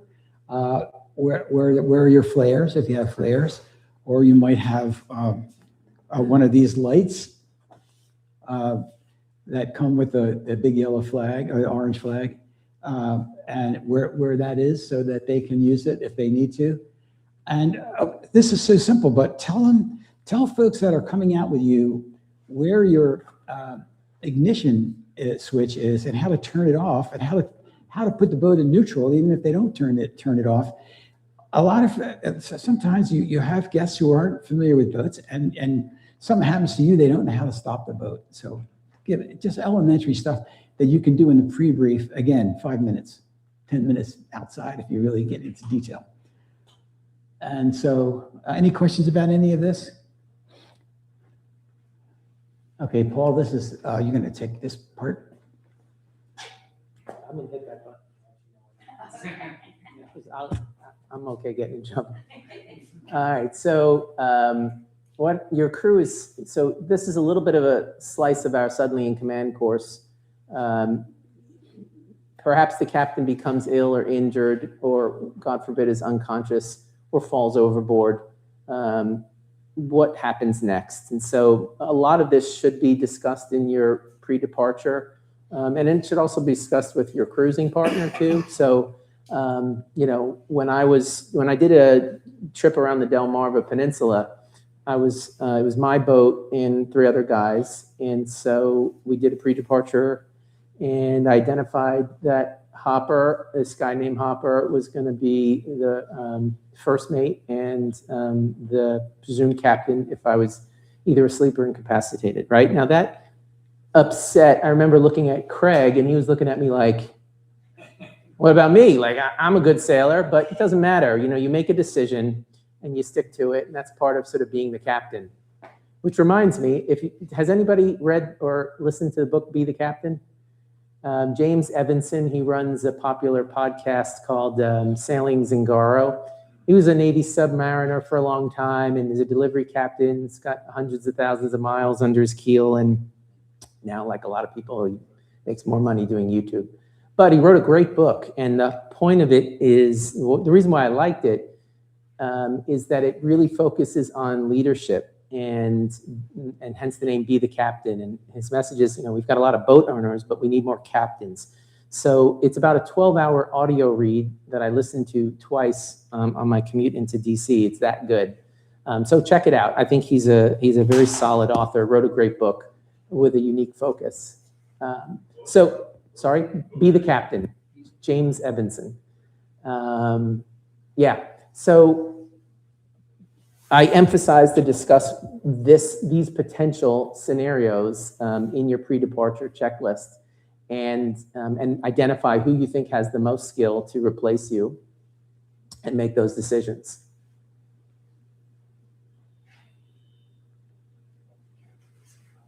So, and this is another thing I like to emphasize. If I go down, largely that's the biggest problem, right? I think everybody tries to continue to maintain the ship and deal with an emergency. And so one of the things we talk about is just stop the boat, assess the situation, right? The only thing that is like the most urgent is a fire, right? If somebody's incapacitated because of a fire, that's sort of life-threatening for everybody on board, and escalates everything to a Mayday scenario. But for the most part, even in heavy seas, if you're not taking on water and everybody's on the boat and something happens on the boat, just try to lower the tempo so that you can think. So, can the crew operate the boat? So it's important to just show everybody where's the throttle, where's the transmission. Even today, which makes me crazy, my wife will say, like, is forward up or down? It's up. We've talked about this. Just practice. So, show everybody how to operate the basics, how to shut the engine off. That's another thing. She thinks the key is going to shut my engine off, and it isn't. You have to choke the throttle on my boat. So review these very basic things. One of the things we also talk about is the man overboard procedure, but we'll get to that. Keeping a proper lookout, can't emphasize that enough. The 5 leading causes of death on the water are alcohol, operator error, in this order: inattentive lookout, mechanical failure, and sea conditions. So mechanical failure and sea conditions, which we spend so much time worrying about, are actually number 4 and 5. Alcohol, if you take that out of the equation, you're already like better than 80% of the boaters that have mishaps. And then operator error, which is why we're here, so that you can learn, how to navigate, how to not run aground, how to not hit somebody, when to go boating and when not to, things like that. So if you can adhere to that, you're in great shape. By the way, when we do our own studies, Coast Guard accidents, judgment, operator error is always the number one reason for when we screw up, and we do screw up. Everybody screws up, and that's the reason. Yeah, we'll talk about. I think we're going to talk about capsizing, taking on water in a bit. Anchoring, I forget that a lot of people don't use their ground tackle, and so it's important. That's why we talk about anchoring, because it's a safety technique. It's more than just dropping anchor for lunch. So especially if you're a power boater and you lose power, as I did my first season, I was too inexperienced to realize I had twin engines and I probably could have come home. But I lost power. My belt broke on one engine. It overheated. We all freaked out. I thought the engine was on fire. And I dropped the anchor and called for Boat US, towboat. But it kept me from drifting ashore. So think about it. Make sure your crew knows how to anchor too. If you've got a windlass, that adds a little bit more complexity. We typically have something that secures an anchor beyond the windlass too. Yeah, You're gonna take off before you can. yeah. Oh, and a spare anchor. If that doesn't work, reach for your Danforth that's tucked away with a separate anchor rod. Okay. So in any emergency, everybody should be wearing their life vests and stopping the boat to assess the situation. We kind of talked about that. Ask yourself how critical or urgent the situation is. Clearly, if it's a medical situation, it's usually a mayday. If you have an unconscious victim and you don't know why they're unconscious, again, you can always de-escalate. If somebody faints and they wake up and they feel better and you want to call off the Coast Guard, you can do so. So, my message to you is kind of overcome that resistance, that state of denial of saying this is not an emergency when it is. And it's human nature to err on that side rather than over-escalate. So recognize that little pitfall in human thinking. Can we handle it? Do we need help? Who should take charge? Again, that should be predetermined. Where's the safety gears? It's one of the reasons why I like doing vessel exams. Like, oh my God, like the variability in where people have to crawl into and move stuff to get to really important safety equipment. Just try to make that very modular, very accessible, right? So like, here's just an example of like safety gear. All my flares are in here, right? I don't have to like dig through a nav desk. And I've seen people do that while I'm sitting there with my clipboard, painfully waiting for them to produce a flare. And they're like, half in the bilge. Just make it accessible and make it modular. Okay, Joe's gonna talk about the rules. I'm gonna less time on the rules than I ordinarily would because we have so much stuff to cover and we're eating up a lot of time. Yes. Joe, in this area today, where are the Coast Guard stations? Annapolis, Annapolis, St. Indigo's, down the Patuxent, St. Indigo's. Down if you go down in the lower bay, St. Indigo's is right at the Patuxent Naval Air Station, just below that. And then the sector for Maryland sector, NCR, National Capital Region sector, is in Curtis Bay at Baltimore, right there by where the Key Bridge got knocked down. And what's your name, sir? Todd. Tom? Todd. Well, you reminded me when you mentioned the tying off the windlass of just a quick story. We were out going tuna fishing. We were in a big sport fishing boat, and the kids were in the cabin. One of the kids was in the cabin. We were up on the bridge running. It was a beautiful day, smooth, sunny. This is when things happen, by the way. If you look at statistics, the worst accidents often happen in the nicest weather because people let their guard down. But this was not a matter of letting your guard down. But the windlass had been tied off. The anchor had been tied off at the windlass by a less than capable piece of equipment. I'm not sure if it was a bungee cord or a piece of rope that wasn't very good. And I'm up on the bridge, and the guy, my friend's son, was running the boat, and I'm sitting next to him, and I see the anchor go off the bow. This is a 61-foot boat, and it's dragging chain with it. Instantly, I saw the whole thing happen instantly. I told Keith, pull the throttles back, which he did instantaneously. So we're talking about a second or so here. In that short amount of time, that anchor and that chain had passed the stern of the boat. The right prop caught it, spun it around, and locked up the motor. Fortunately, we're talking about two 750 turbocharged diesels. That anchor would have had nowhere to go once it locked up, but through the bottom of the boat.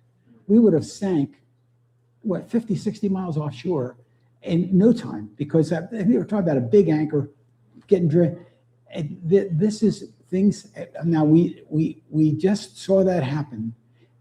It's things happen when you least expect it. Always be ready for the unexpected. This is one of the reasons why we like doing these courses, because a lot of times we let our guard down and we forget about stuff, and stuff happens when we least expect it. Sorry? On nice days, that's when the most people are out too. That's exactly. That's it. I think one of the things I try to do when we're teaching the DNR course is expect the unexpected, because that's what happens, and that's when people get caught short, when they're not prepared, they're not expecting it. Okay, this book, maybe some of you already have this book on your boat. You can have an electronic version of it. When we do an inspection of a boat that's 40 feet, well, 12 meters, 39.4 feet, you must have this book. And if you do a lot of offshore work, you have to have it even if you're not 12 meters. It's the Coast Guard navigation rules, and you have to have a current version. So the best way to be up to date, I like to have a paper version because it's got lots of great color photographs of light signals that are on boats at night. If you forget what they are, if you're a captain, you must know all those. Very important, but you forget. So it's nice to have but you can get the electronic version, put it on your phone, and if you have the electronic version and your phone is with you, then you're covered. You're legal, and because you have the book. What's considered current at this point? The most recent edition. I don't know. That's a good question because if you go on Amazon, there's a new edition there. This is not a new edition. I just happen to carry this around with me because I wanted to show it. Look, the covers are the same, but if you want to stay current, and the pagination does change. By the way, it's inland on one side. It's the international rules, and the other side it's inland rules. Do you know what the difference is? It's the international rules apply outside the line of demarcation. So if you're familiar with nautical charts, for example, if you have a chart of the bay, if you look at the bottom of the bay, there's a dotted line that goes across from Smith Point to whatever I forget what the other point is, that cape there. That's the line of demarcation. These rules change once you pass that line. And so there are differences. For example, with towboats, towing vessels have different lighting requirements if they're in the international waters or if they're in inland waters. So it's good to be, if you're going to be traveling in and out of the international waters, it's good to know what those differences are. Yeah. We're still working on finding that the one that we have. But I also wanted to give you, again, lower your threshold to call the United States Coast Guard. And she asked about the stations. So I have in my speed dial Station Annapolis. So you can call them right to the watchstander's desk. That's okay. You can do that. Of course, we prefer that you use VHF, and we'll talk about that. But it is good to have this number in your phone. Y'all want it? It's The latest edition is January 2026, $14.99. Thank you. It's the January of 2026. Yeah. So they came out with a new edition just this January. And you can get it. It's $15 roughly on Amazon. $15.99. Okay. So yeah, it's good to have. But if you have the electronic version, you'll always be up to date. But if you want to have a version that you can just page through real quickly to find stuff, it's nice to have the paper copy. And even though they changed things a little bit here and there, they don't change them a lot. So if you have the paper copy, you can reliably use it, unless you're really getting into some hairy differences where there's been a rule change that might apply to a situation you were in. Then you want to find a current rule. Yeah. Actually, the paperback is $12. Yeah, even better. There you go. With that, well, be careful though. If you get the cheaper version, you may not get the color. Okay. Yeah, there's the color version is a couple of dollars more, but it's worth it because then you can see what the light differences are between the vessels. If you're out at night, if you're ever out coming in the ocean through the Ambrose Channel at night, where all the Ambrose Channel is not a marked channel, of course, it's in the ocean, but it's a channel that goes up along the New Jersey shore, many miles out, 70, 80, 100 miles, I'm not sure how far, and it goes up to New York. And the ships that come across the ocean come up the Ambrose Channel to get to New York Harbor. And if you're coming across that at night, I was years and years ago in a sailboat, we were taking a sailboat back from New York, and those ships are big black shadows at night, especially if there's no moon. And you want to make sure you can see them, but you want to make sure you can figure out what direction they're going. And the only way to figure that out at night is to know what the light patterns are. So knowing the lights on these ships is really important at night in the ocean, especially.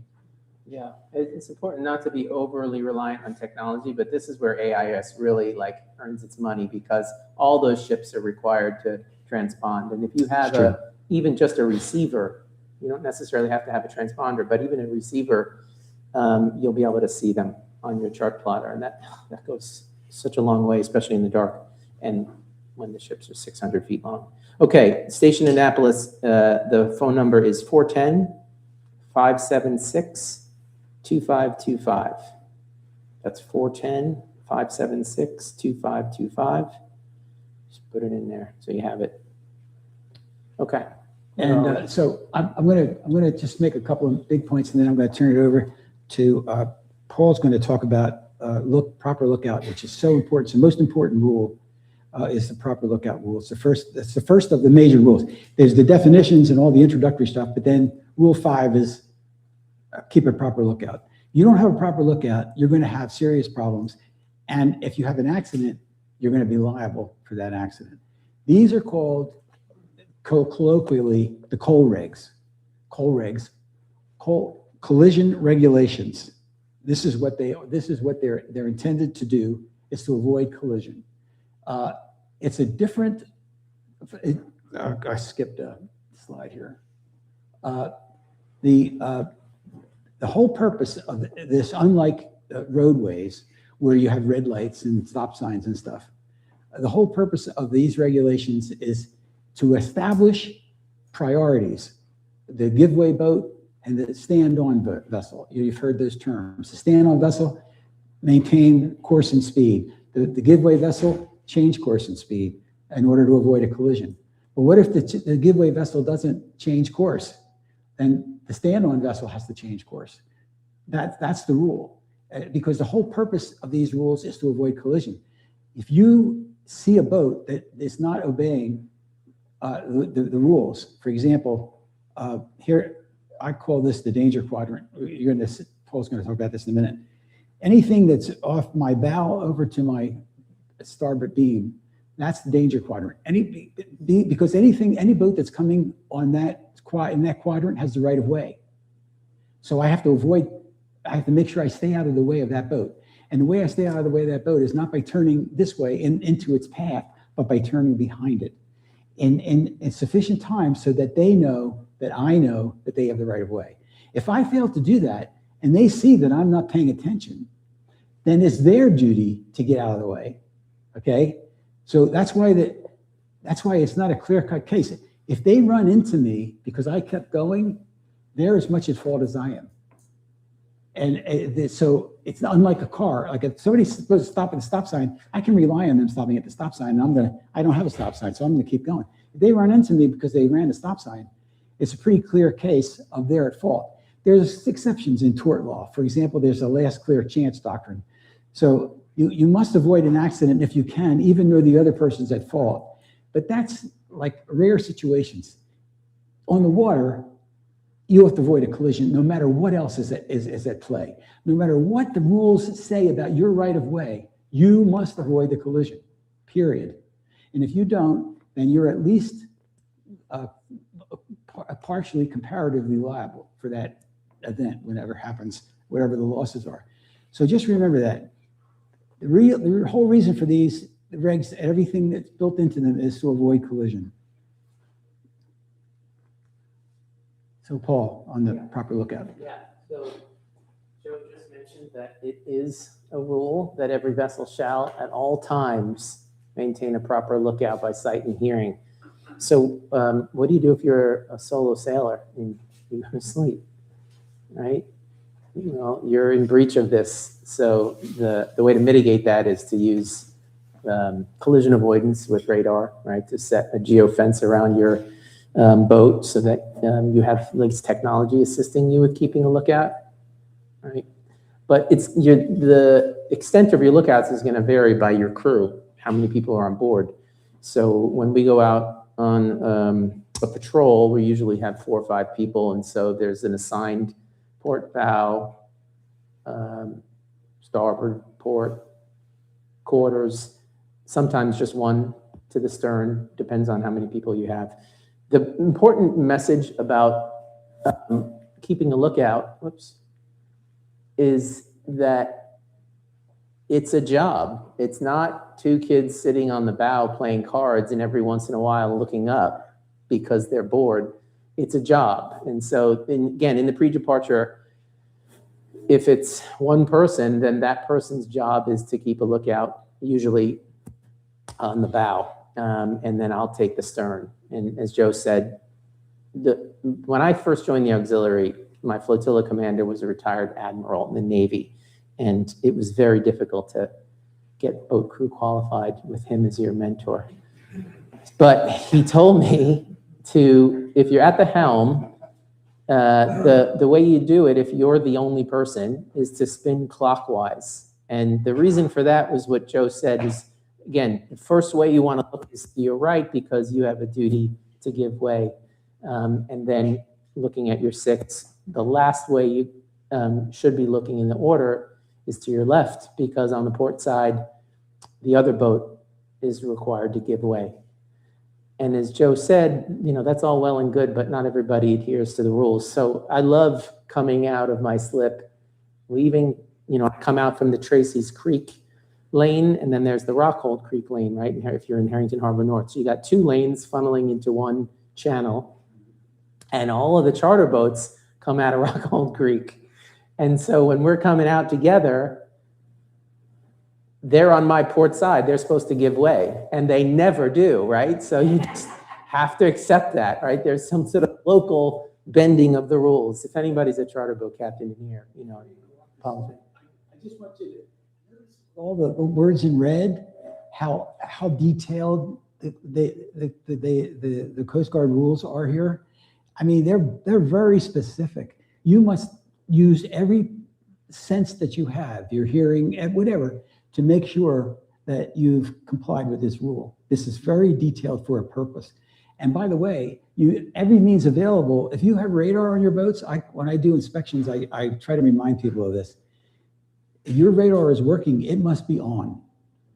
And if you have an accident and the other person can say that can prove, or you have in a deposition have to testify truthfully, you didn't have your radar on, then you could be at least partially culpable, okay? Because that's something that you don't have to have on your boat, but if you have it, you have to use it. Yeah, good point. Question for you? Yeah. Just because you mentioned it, local, we're all local, right? Yeah. The two channels, the fact that one's a primary, does that affect who has the right of way? Mm-mm. No. Okay, because we've experienced the exact same thing. Yeah. And looking at each other and saying, we have the right of way, but we backed off because they obviously weren't. Yeah. It's a good point to make. I'd like to make a point about large ships. Okay. Sure. If you see like a tanker coming up from Yeah. the bay, don't ever push your right away, because if they go into a full stop mode, you know, you can draw a semicircle with a mile diameter in Yeah. front of it. Yeah. And it'll stop somewhere in that semicircle. Yeah, maybe. Way over that. And I'll tell you why in a minute. Yeah, Right. because there's a hierarchy of vessels. Yeah. I was crossing the bay last season, and there was another sailboat getting a little too close to a tanker, and he hailed the captain of the tanker and asked, "Do you want me to tack to port or starboard?" And this was the best response. It just heard one word: astern. That was what he said. Just said, turn around and go back from the way you were coming. Like, don't continue to progress in either direction. All right, so this is one of my favorite pictures. You probably saw Captain Jeff if you were at his session. He showed this picture. This was in Herring Bay. This is a charter boat. And I love this. I was looking at it again last night because there's a few things to learn from it. Number one, as you could see, there was a collision. And you could see that the sailboat was under sail power. So who has the right of way in this situation? The sailboat has the right of way. He is being approached on his starboard side. So if he were motoring, he would have to give way because he would be the port side boat. In this situation, you had a charter boat on autopilot. Everybody was doing their sort of prep on the way out, right? They're super efficient. They're getting all their gear. They're loading everybody up, and they're prepping on the way. So this collision happened for two reasons. One, you had an inattentive lookout, and two, you had a sailor. I love this guy. I don't know who he is, but he cracks me up because it doesn't. So here you've got one boat's on top of the other. Let's just go back to safety about PFDs. Look at this guy. He's got his cool hat on. He's on his phone. There's an entire boat on his boat, and he's not wearing a PFD. What if this boat just decides to slide, or maybe there's a wake? Then the second thing that I love is there's a boom that's detached, but it's still attached to a loaded sail, and it's right behind his head. So again, just sort of situational awareness. Say, okay, there's a boat on top of my boat. I should probably put a PFD on. I should probably secure that loose spar, and I should probably try to get the sails down. Like, just drop your halyards, furl that head sail. Like, oh my God. So yeah, so this happened right out here. Fortunately, nobody was hurt, and those were so the sailor assumed he had the right of way and didn't make that last clear chance to evade a collision. And honestly, I think they would both be liable if there was a suit, because he is making no effort, even if it was a last-ditch effort right before there's an impending collision, to change the angle from straight up perpendicular to a short, then you could say he tried to evade at the last minute, but there's no question they were both responsible. It's called contributory negligence. The sailboat had the opportunity to turn away and didn't. And if they could say they didn't see the boat coming, well, then they're still contributory negligent because they didn't have a proper lookout. There's no way around it. There's no way. They're both, the biggest fault is with the charter boat, but they're both at fault, and they're going to, and the sailboat's going to pay a heavy price for having failed to yield, even though they might have had the right of way. Why do you think the power boaters are wearing vests and the sailors aren't? Yeah, it's a collision. It's a commercial. He's required to make sure everybody puts vests on in an emergency. They weren't wearing them prior. They put them on because of the collision. Yeah. Yes. And how's the guy going to get to his life jackets that are stored down on? Yeah. Yeah. It's a mess. Todd was pointing out that how's he going to get to his life jackets? No. Yeah. So you still watch yourself. Yeah. Yeah. Even when, it's a good question. So because there's so much sophisticated technology with routing and setting waypoints into your system, I think we have a photo of, do we have that? The buoy. Yeah. So they're so good. The GPS is so good, and it's not advancing now, that you can set, if you use a buoy as a waypoint and you're 30 feet wide, it's so good that it's going to straddle it. So you do have to have an attentive lookout and set your waypointing a little bit off the giant metal floating object. Before we leave the dock, we assign all our crew to be a lookout. Somebody has forward, somebody has stern. If we have enough people in a big enough boat, somebody has starboard and somebody has port. Can't have enough lookouts. I can see if that's working now for you. Is it still? Did it stop working? Yeah, I mean, oof. That happened right up here. Where they split the guy hit the buoy and split the boat. Yes, yeah. All right, so again, assign a crew member, talk to them about, where's the danger quadrant, where they should be paying attention to. The other thing that I wanted to point out that I learned from my crew member, Harbour, I mentioned him. So he's an ex-military guy, special forces operator, and applies a lot of his lessons learned and approach in the military to boating. And one thing that I love is that he'll randomly, he likes to sort of troubleshoot live. So he'll just randomly blow a line, and then we have to sort of recover it or things like that. Or, he asked me, if I've tested certain things like my manual bilge pump, and who checks that, right? So the diaphragm had rotted out years ago. And it wasn't until he just shoved a hose in the bilge, flooded my bilge, and then tested it, and no water was coming out. So just sort of like using your crew's experience to inform your own seamanship.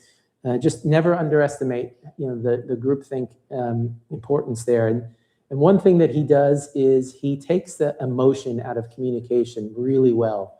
So he imparts whenever somebody who's on watch sees something, sometimes like docking is like a litmus test for the health of a marriage. Same thing with like, communication with lookouts. And so if I say to you, there's a powerboat on our port beam, you might think like, I don't know, maybe I'm making assumptions about your situational awareness, your ability to be, and so you're reading into it. Whereas what he tries to impart is, if somebody says there's a powerboat on your port beam, just say thank you.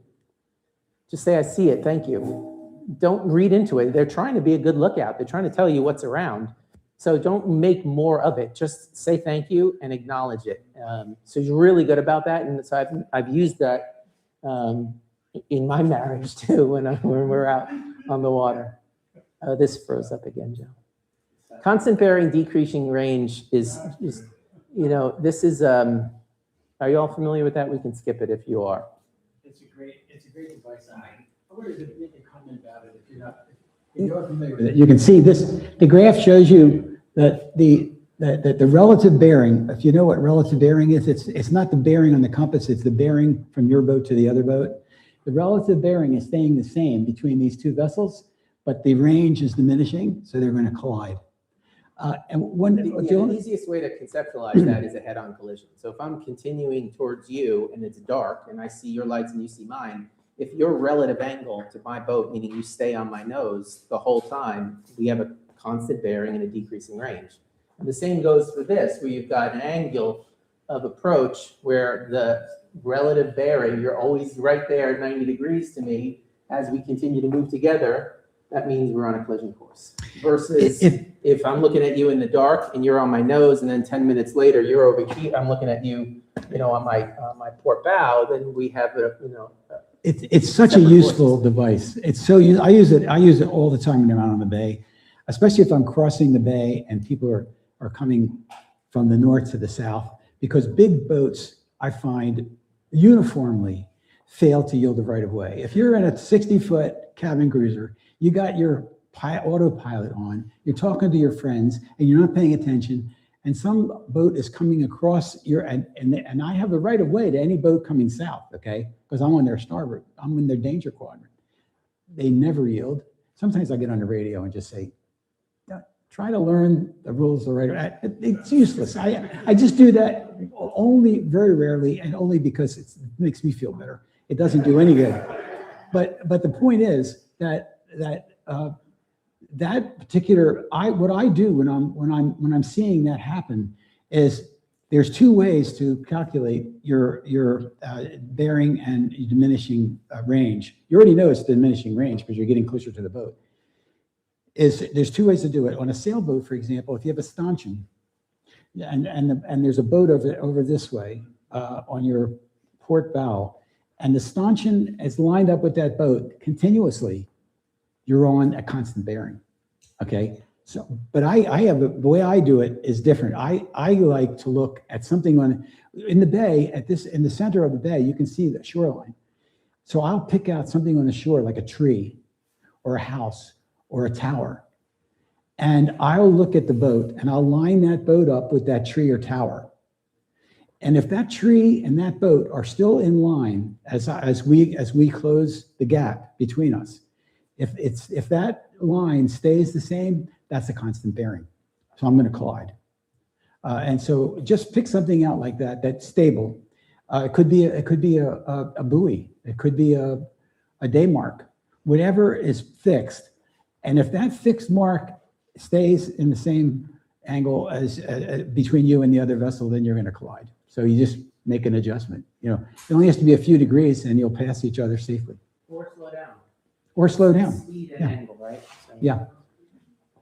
I don't think this one's working anymore.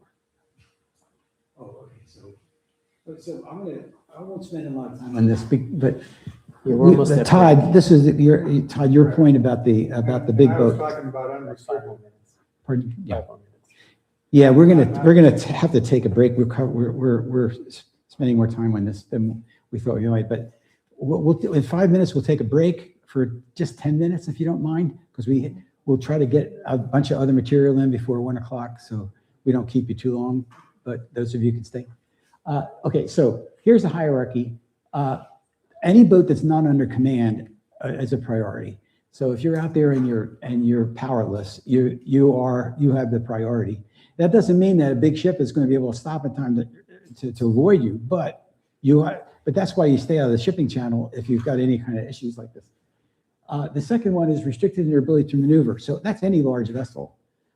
It just covers a wide swath of boats that you'll see on the water. Is they just can't maneuver that quickly, and freighters and tankers and ships, warships, they're all in that category. Constrained by draft is only applicable in international waters, but it means that they can't go outside of obviously a certain depth. So just we leave that in the list because it is in the list, but it's not applicable to the bay. Fishing boats, these are not the captains around here that hire out and troll. These are the big trawlers, the big commercial fishing vessels that are dragging nets and stuff. They come after constrained by draft, and then the sailboat, the powerboat, and the seaplane in that order. Okay, that's the priority. And the way to remember it, if you want this a mnemonic, is new reels catch fish, so purchase some. I don't know how many of you want to try to remember that, but you have to remember it if you want to get your captain's license. Okay, so we got the 3 situations: meeting head on. There's no strict rule. You can pass a person to on either side, whichever is safe. But generally, people are encouraged to go to the right, so that just like you would on the highway, you want to go to the right. Let the other boat go to the right. If they fail to do that, then you go to the left. Crossing situations. So again, the stand-on vessel is the vessel that's approaching you on your starboard quarter. Paul remembers it the other way. He remembers it from this vessel. If a vessel is on my port side, I have the right of way. That's the way he likes to remember it. I like to remember it the other way. Whatever works for you. And then overtaking is a basic rule. And it supersedes everything I just said. Anybody that's overtaking another boat is the giveaway vessel. So that's a basic rule. Even a sailboat. If a sailboat's overtaking your powerboat, you're the stand-on vessel. You have the right of way. They have to yield. Here's an example of overtaking. It's 135 degrees. Okay, it's like 16 or 17 degrees abaft of the beam, and your lights are going to work that way. Your starboard and port running lights are not going to be visible at 135 degrees. They're designed not to be. So all the person's going to see that's approaching your vessel is a white light, your stern light. Whether it's a stern light or an all-around light, whatever, they're only going to see a white light. They're not going to know if you're a sailboat or a powerboat, but they are going to know that you have the right of way. Okay, well, I'm going to try to go through this a little more quickly so we don't get too bogged down. Okay, man overboard. Shall we take this up after? Okay, so can we do just like 10 minutes? Would that be okay? No? Cross. We'll do man overboard. We'll do VHF communication. So it's about 2 minutes to 12. We'll come back together at about 10 after. Thank you.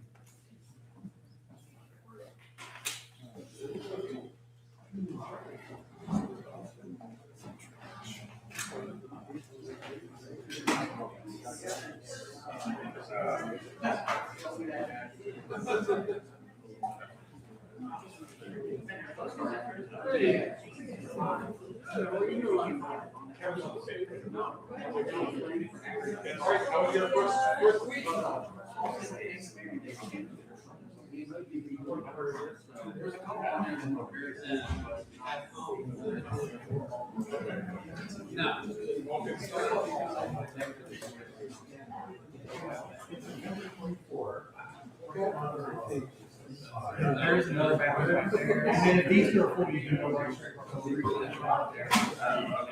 The door code is 352. 352. Yeah. I was like, I know that doesn't sound just right, but the numbers are right.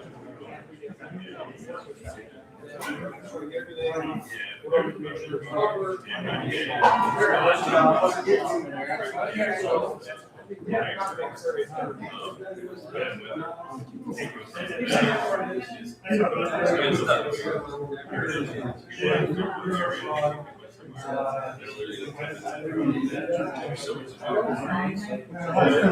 figure out what that app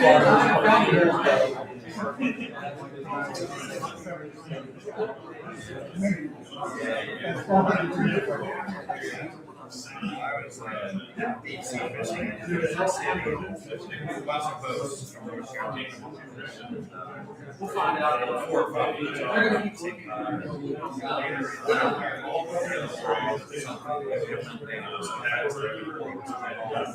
We were all there.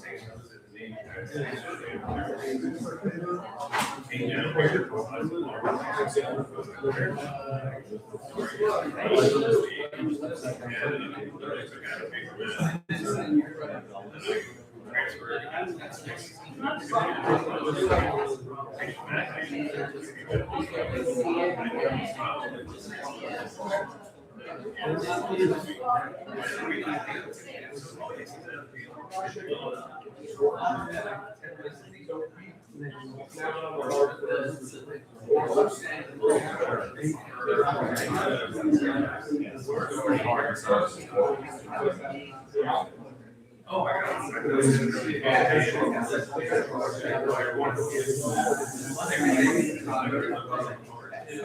Well, I didn't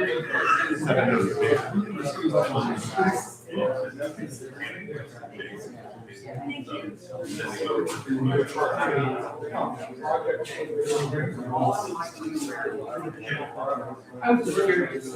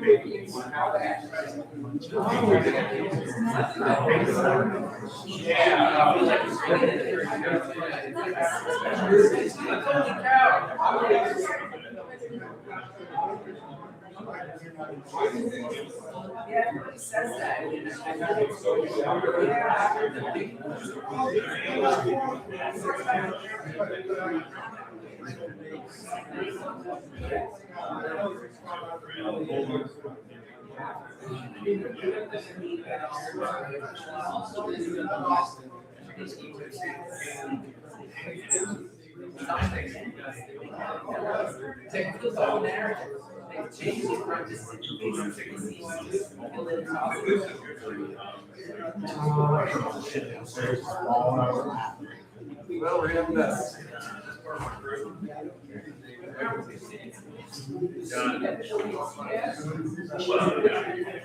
Anybody want to have any?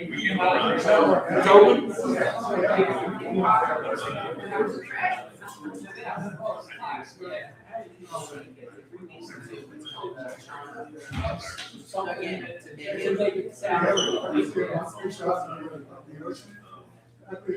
Never seems like the back half looks like a fish. The front half is just this huge semicircle with teeth and stuff, you know. Yeah. But, you know, it's a gradient.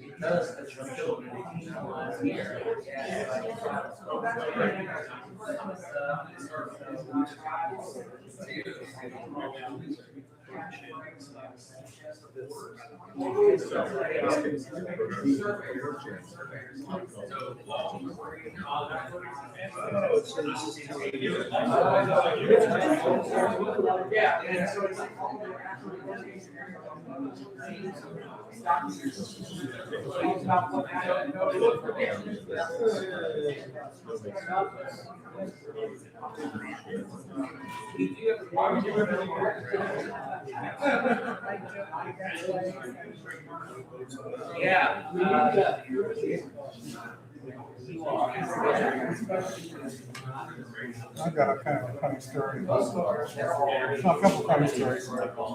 First off, my wife, we weren't married at that point yet. And my wife says, I knew I had it made when he said, be careful and don't get it yourself between the dog's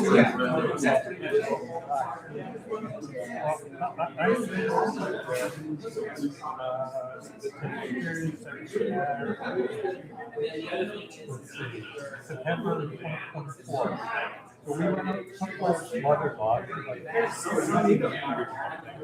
out sailing, whether it was getting and once we get out there, and so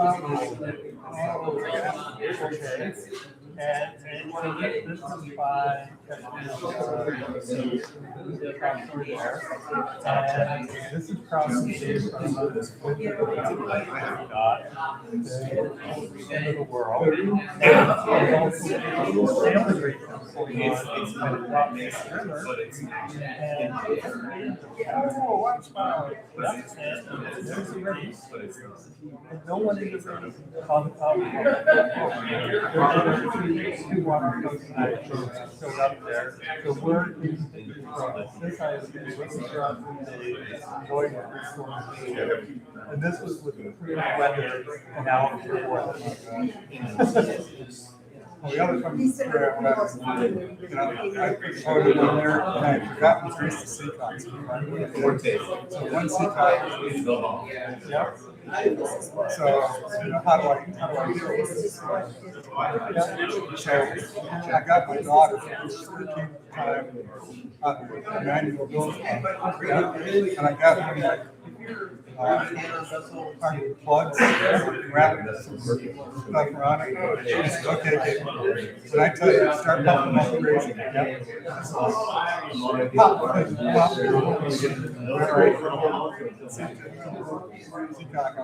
Slam this thing in.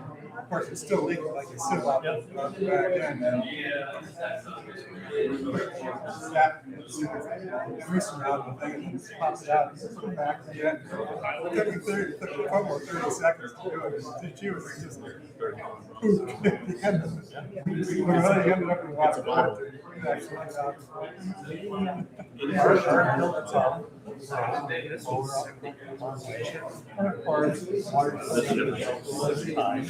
I went to use a manual pump.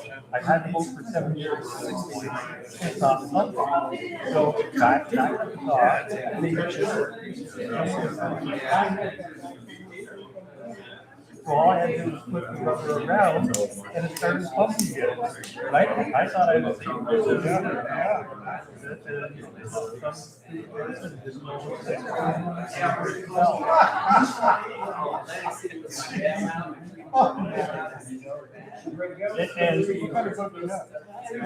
I'm going to start up again. Yep. And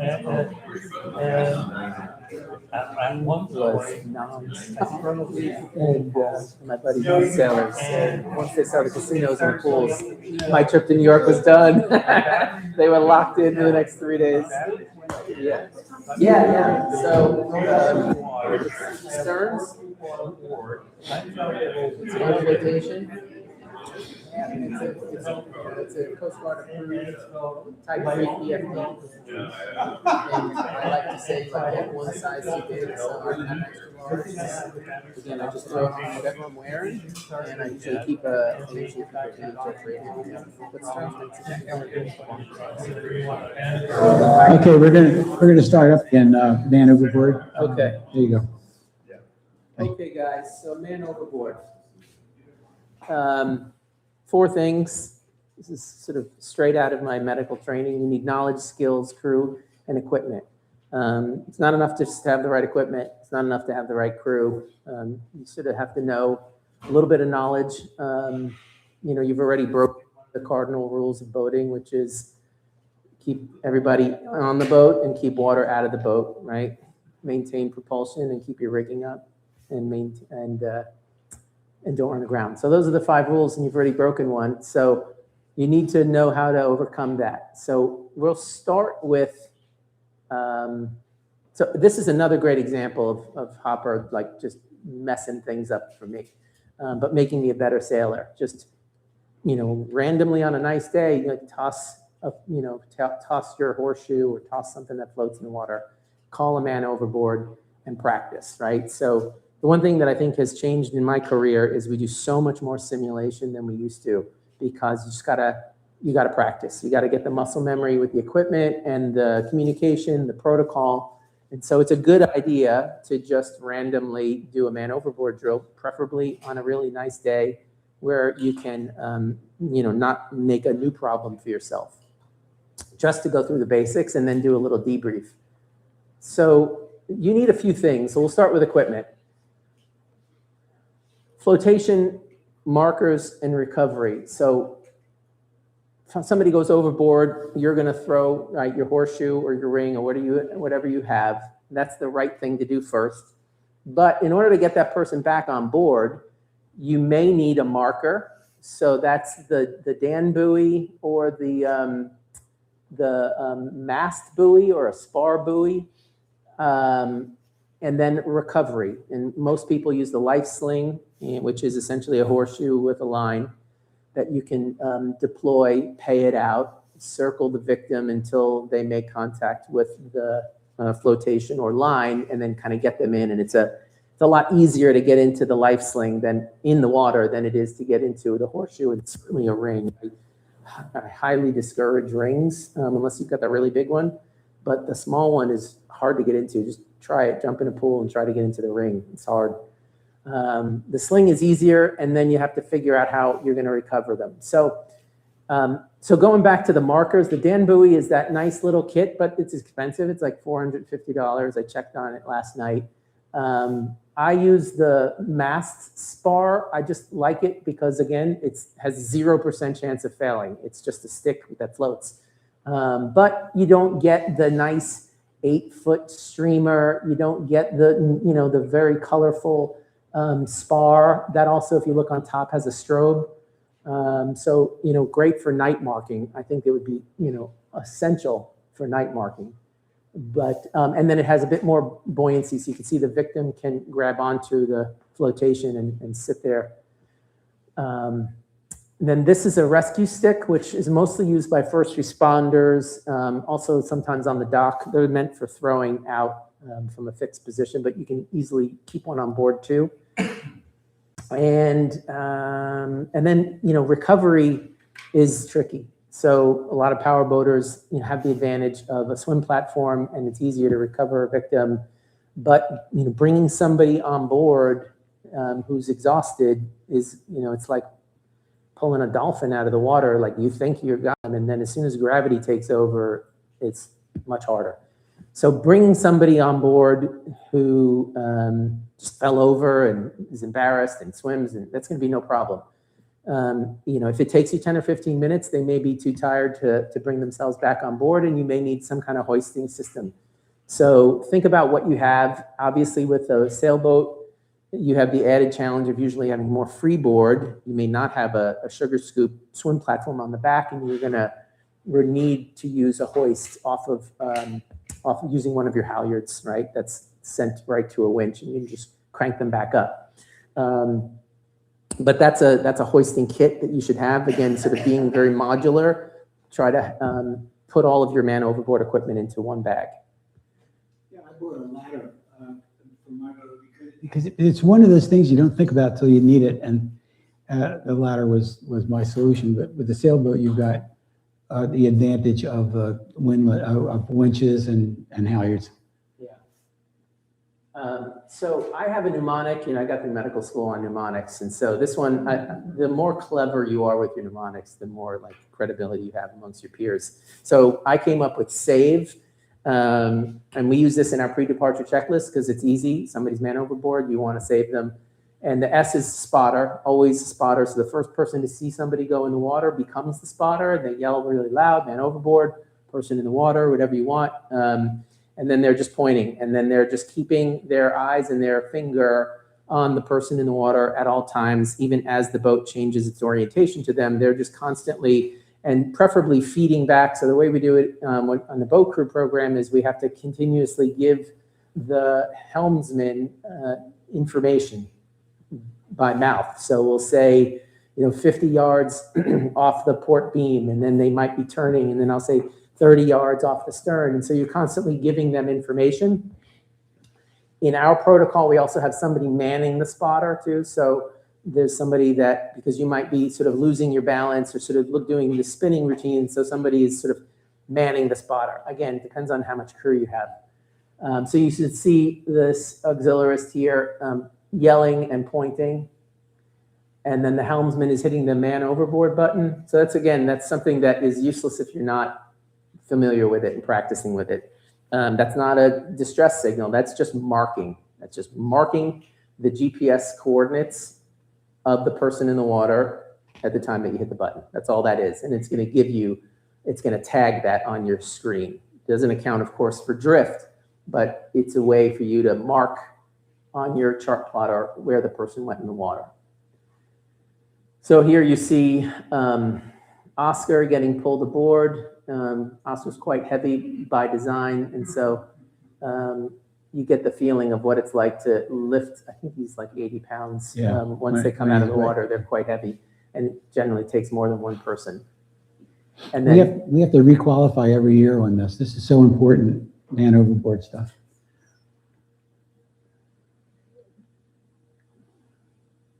Oh, so my mnemonic. So SAVE. So spotters A is aids to flotation. So first person to see them go in the water becomes the spotter. And that activates the next step, which is throwing what you have overboard for the victim. The V is VHF. So that's sort of like, I guess, an optional one. I use that to remind the crew that they may need to notify the Coast Guard. Or, again, the advantage of using VHF is to alert surrounding boaters. So if I said, if I issued a pon-pon, let's say it's daylight, I think I've got a very good chance of recovering them on their own. They don't appear to be injured. I might just issue a pon-pon and say, I've got a person in the water. We're in the act of recovering them. We'll update you as we make progress. And then they're usually happy with that, and they'll be standing by on 1-6. And then we go into our E, which is extraction. And so we've already usually talked about that. It's kind of different levels. They're either going to self-rescue, we're going to bring them back on board, or with the swim ladder, or we're going to get the hoisting equipment out and use the life sling. And the one thing that I will say, and this is sort of another personal decision, is generally going in the water to rescue the person in the water is a bad idea. And we've seen lots of stories about, 2 victims, 2 fatalities instead of 1. If my daughter went in the water and she was hurt, that's probably a hard call for me. But I would say generally try to stay in the boat. In that situation, I probably would enter the water because I trust my wife at the helm. She knows what she's doing. But it depends. Like, one time I was sailing along on a beautiful day, and it was like a 5 to 7 knot day, 1 foot seas, beautiful day. My daughter and her teenage friends are up on the bow, and I hear them yell, help. And I look up, and I don't see my daughter. Just there's a moment of panic. And then I can immediately look in the water. I don't see her, double panic. So she's not on the bow and she's not visible. So as I start to move up on the starboard rail, I see her hanging off the boat. And, she's kind of laughing and she's holding onto the gunnel. And I'm looking down at her. I'm like, what happened? And she was like, I was trying to reach the wake, like she's reaching down between the lifelines to get her toes wet while we're underway. So bad decision. So now it becomes a teachable moment. She's not in danger and she made a bad decision. So she says, pull me up. And I say, no, I just had back surgery. You're a big girl now. Like, you need to self-rescue. How are you going to get out of this situation? So she's, we're sailing. We're actively sailing, and she's hanging from the gunwale. And she's looking around, and she's trying to pull herself up. And she says, well, I guess I'll slide down the gunwale to the transom. So I said, all right, let's go. And so we walked all the way to the transom. And then she, grabbed onto the stern rail. I deployed the ladder, and she snuck back on the boat. So, didn't need to call the Coast Guard, didn't need to, jerk my back and pull her overboard, pull her on board. You just got to, read the situation, have a low threshold to at least notify the Coast Guard, and then have a plan in place with your crew. In general, we want the power boater to turn towards the person in the water and approach downwind, meaning we want the victim to float to the boat to float to the victim, right? Because the boat has more mass. Sailboats have this wonderful braking system called heaving to, right? So you just backfill the head sail, and the head sail ends up trying to push the boat backwards, but the mainsail is trying to push forwards, and they cancel out each other's efforts and pretty much stop. Sometimes you'll drift forward by a knot or backward by a knot, but it's a wonderful way to arrest the forward motion. That's the one thing that we test, that I do if we're going to practice man overboard, because more often than not, we're sailing, and so I want everybody to know how to heave to and stop the boat. Stopping the engine is sort of another controversial thing. I am in the camp that you shouldn't stop the engine because you're going to need to make maneuvers, right? So in the panic, the fear is that you're going to engage the transmission and hurt the person in the water. But if you're neutral, you're safe. You just need to be smart about it. I don't know, Joe, do you have a different opinion about that? No, I generally agree, but but the cockpits and sailboats that I've been in, sometimes the throttle is down in the cockpit somewhere, and whoops! And if people are running around the cockpit trying to retrieve somebody from the water, it's easy to kick that thing with your knee or whatever and put it in gear accidentally. That's the only concern I have, is the accidental hitting of the throttle or the gear shift. One thing I'm not sure maybe you covered, but I had a friend of mine, his hat flew off. He did like a Navy SEAL thing and dove off the side of the boat. And to get his hat, it was an Oregon duck hat, I'll never forget it. Well, we were actually leaving the air show down Pack River, and there were 1,000 boats coming at you. Yeah. So I spun my boat around and put the nose of my boat right on him. His wife grabs my arm and is like, "Get my husband!" I'm like, Jesus Christ, I'm trying to sit down, So I pointed him so that the boats will go around him. Yeah. So that's another thing. So if you get a guy overboard and you're in a lot of traffic, you need to keep the other boats off of it as well. Yeah. And that way to do that is point at him with the boat, even though it looks like you're going to run him over. Yeah. But point at him and then allow the boats to go around him. Because they, like you said, I wouldn't say cantaloupe. You can't really see the guy. Yeah. Well, and that's a situation too where you should use your horn, because 5 blasts or more means danger. And if people hear that, then they're going to be paying attention to your boat as well. So 5 blasts for danger. Yeah. Is that the guy's last trip with you? What was that? Is that the guy's last trip with you? Yeah, right. Yeah. Yeah. It reminds me of For this, those listening online, the gentleman was telling us a story about somebody who dove off the side of his boat because his hat blew off and he wanted to retrieve it. And when he was swimming to get his hat, there were a bunch of other vessels that had been leaving an event that were coming right at him. And the question was, how do you get him and avoid him being run over by the other boats? And the gentleman was suggesting that you point your bow out to him so they know that you're coming in the other direction. And the other suggestion is that you use 5 blasts or more. Yeah, it reminds me of a sign that my kids gave me that's in my man cave. It says, "Bad decisions make great stories." But what I tell them is that's only true if there's a happy ending, right? If there's a tragedy, it's not a great story. All right, so we're going to skip through this in the interest of time. These are different turning maneuvers. The Anderson is a single circular turn. You can try a figure 8. This one's way more complicated. Yeah, this is just, for me, the magic is to heave to, get things under control, figure out how difficult the rescue is going to be, turn your engine on, and then go into the wind to get your sails down and start, a motor-based rescue. Williamson is a 60-degree turn that, if you do it right, puts you back on your original course. This is just, again, something you want to practice, using your man overboard button to see if you actually got it right. It's another turn in the opposite direction. For me, the most important thing about these turns is, if I'm sailing, I'm going to heave to, get my engine on, get my sails down, and then spin around. Or I'm going to fall off the wind. So if you guys are the wind and it's coming at me and I've got my sails and I'm on a port tack and I'm going along, I'm going to fall off the wind. Let's say the person goes in the water. The reason for that is, if they go in the water, they're going to drift to leeward with the motion of the water. And so I'm going to fall off and then jibe. It's usually like a crash jibe to come around if I don't heave to. But that's just the better way to stay closer to the victim, by going to leeward. What did I skip?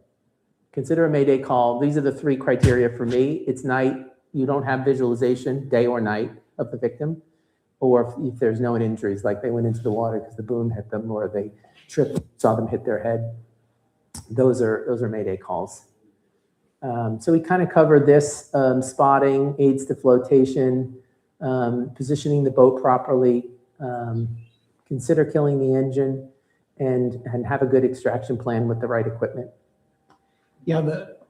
Oh, and then one other thing is, you may not be able to extract the victim, but you may be able to get them attached to the boat. That's okay too. If you circle them with your life sling and you get them in their sling, and now they're physically connected, they're not unconscious, and you know that you're not going to be able to lift him, then just call a Coast Guard, keep them attached, maybe bring them closer. What you don't want is to bring them so close that the movement of the boat is going to hit them and hurt them. So if you can't get them on board, leave them attached but at a safe distance. I know a friend from the Clip Around the World race that lost a crewmate because they successfully recovered her, and then the boat hit her and killed her with a traumatic brain injury. The extraction plan is so critical, and this is the perfect time to think about it, because you haven't started your boat season yet, perhaps. And so you want to think about, what am I going to do if I have to face this reality? And because it happens a lot, how am I going to get that person on board? And maybe you want to buy some equipment to help you. One simple device that could work for certain kinds of boats, depending on your freeboard, is if you take a line, like one of your dock lines, and you run it from an aft cleat to your bow cleat and let it swing down into the water, a person can grab onto that. And if they still have enough strength in their legs, they can put a leg up. You can grab their arms. They can put a leg up and help push their weight out of the water. It's a very simple technique, but it can be effective as long as the person hasn't been in the water so long that they've exhausted themselves. As long as they still have their leg strength, they can help you lift them back into the boat. Because but again, this is something that is good to think about in advance, because it can be very complicated. One of the things I suggest to people who have outboard motors is your motor is off, your trim is amazingly powerful, and a person can come back around on your engine. Again, your engine's off, and they can straddle the lower unit, and you can get enough leverage with the trim to get them out of the water, and then maybe drag them over the transom that way if you don't have a swim platform. A lot of smaller outboards don't have swim platforms. But even getting them on the swim platform, you can use the outboard trim and tilt to achieve that, to at least give you an advantage that you wouldn't otherwise have. And also, 2 other things. I have 1 or 2 of these on my boat. These are throw bags, and they're pretty cheap, $50, $30. This is the 50-footer, and this is the 75-footer. So this is, oh, wait a minute, I'm sorry. They're both 50. I have another one that I didn't bring that is 75. I can throw the 50 pretty easily. I can get it all out there. I can't get the whole 75. The nice thing about these is they're easy to use. You just open up the bag, put this around your wrist, the little loop, and then you grab the handle like that, and then you just throw it overhanded like this. And if you practice on your lawn a couple of times, it's amazingly accurate. And you can go past the person in the water, and then they can therefore go to either side to grab the line on which, because it'll be a floating line. These are polyethylene lines, and they'll float. And then they can grab that line, and you can drag them back to the boat. It's a handy little assist. And the other thing I would emphasize, what Paul was saying, is, and we emphasize this when we're doing training, is if you have an extra crew, especially the person that saw the person to go in the water, their job is exclusively to never take their eyes off of that spot. Once they need to keep their eye on that person. If you know from vessel exams, you need to have a cushion on the deck. Has to be out on the deck. Can't be in a hold somewhere. That will not count if you're being inspected and they're asking you where your throw cushion is, and it's not one of the fancier ones that Paul was pointing out that's already on your rail, and you don't have it on deck, then you don't have it. It has to be handy. It has to be something that somebody can grab immediately and throw in the water, because that yellow, red, or white cushion is going to be a lot easier to see than that person's head in the water. So that's what you're going to be keeping your spotter keyed into that colorful floating device. And if you have a couple of other things that float, throw them in too. I mean, you can have a clothesline out there, because the more you've got, the better chance you have of finding that person again. So don't be stingy. Whatever you got that floats, throw it in the water, and you'll go get it. I believe your throw cushions have to have straps as well. I'm sorry? I believe your throwable cushions have to have straps. They just have to have, the question is, do you have to have straps on the throwables? You don't have to have a line on them. They can have handles. They have those little handles on them. That's what you have to have straps on the. Yeah, the throwable cushions that are qualified for this, having a throwable, it's called a part 4, yeah, whatever it is. They do have a handle on each side. I have a couple of them. One of them I do take a polypropylene line and wrap it around as well, because they seem to be an extra advantage. But the throw bags are really handy and easy to use, and they're cheap. But that spotter's critical role is to keep his eye on wherever it is, or her eye on whatever it is that you threw in the water that's near that person in the water, because they're going to lose sight of the person in the water pretty quickly. All right, we've got about 25 minutes left, so we're going to try to pick up the pace, try to get through a few more topics before we wrap. This just short, just to briefly tell you, for people that aren't aware, drowning, the reason we raise it here is because you have a person in the water, you don't know, are they drowning or are they okay? Measuring whether somebody's drowning is much more difficult than you think. It's, in the movies, you always know the person's drowning because they're yelling and they're waving their hands. That never happens, hardly ever happens in real life. If a person is able to wave their hands and shout, they're in danger of drowning, but they're well enough for you to have a little bit of time to get to them. If you see somebody in the water, this is especially true of children. If you see somebody in the water that isn't doing anything, that just their chin is up, maybe if they have hair, I don't, and it's over their eyes, and they're not moving it away. If they look like they're climbing a ladder, and they're not kicking, any of those things are a sign that they're drowning, and you need to get to them. If they display that picture is what you don't see. Okay, you're not going to see that. What you're going to see is this: glassy-eyed, no, can't respond to you if you call them, because why? Because they're swallowing water. They're trying to keep water. All they're worried about is that. And unless you're a good swimmer, or unless you have something that like a surfboard or a big buoy or a big life ring that you can take with you, don't go in after them, because a drowning person is extremely strong. I don't know if any of you ever got your life-saving badge when you were younger, but a drowning person, even a child, can be very strong and drag you. The first thing they're going to do is grab onto you. If you swim right at them, they're going to grab onto you and take you down. They're going to climb up your body. And the only way to save them, if you're a strong enough swimmer and you practice this, is you got to go under the water and turn them around and come up their back, because otherwise they'll take you down. So just remember that. But to reset that scenario, the lifeguard is going to swim down because they know the victim won't follow them underwater and then come up around their back. But the way to get away from somebody who's trying to drown you is to go deeper. You come up around the back and you go over the shore. But the best thing is if you have something that floats that you can push at them so they can grab onto that instead of you. So yeah, that's all I wanted to say about that. So fires, I mean, this is, we'll go through this quickly. The different causes of fire, electrical, fuel. If you have a fire and you know that it's caused by, for example, a leaky fuel line, if you can get to the fuel line and turn it off, that's the first thing you want to do, because you don't want to keep feeding the fire. If you get your fire extinguisher out and the fire is still being fed, you're not going to be able to put it out. So do that. And if it's electrical fire, if you can get to your battery switches and turn them off, great. That would be the first thing you want to do. If the fire is let's say on the bow of the vessel, and the wind is coming behind you, that's great, because the wind is pushing that fire off the bow and away from the boat.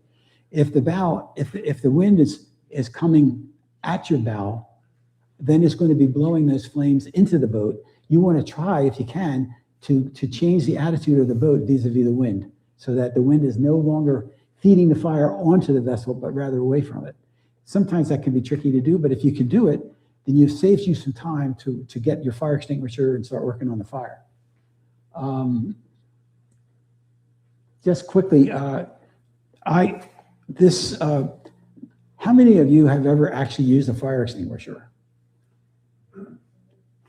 One person. That's not unusual. That's normal. So what I did was I went down to my basement and I found an old fire extinguisher back from 1995. And I got a plastic bag and I tightly wrapped it around the nozzle, because these things have a lot of power. I wasn't sure it was even going to work. And believe it or not, it was 30 years old and it practically blew that bag off my hand. I could hardly hold it tight enough. And it blew over 2 ounces of powder into that bag. So just because it's old doesn't mean it won't qualify for the Coast Guard. But this one was 28 ounces of powder, sorry. And this was 1995.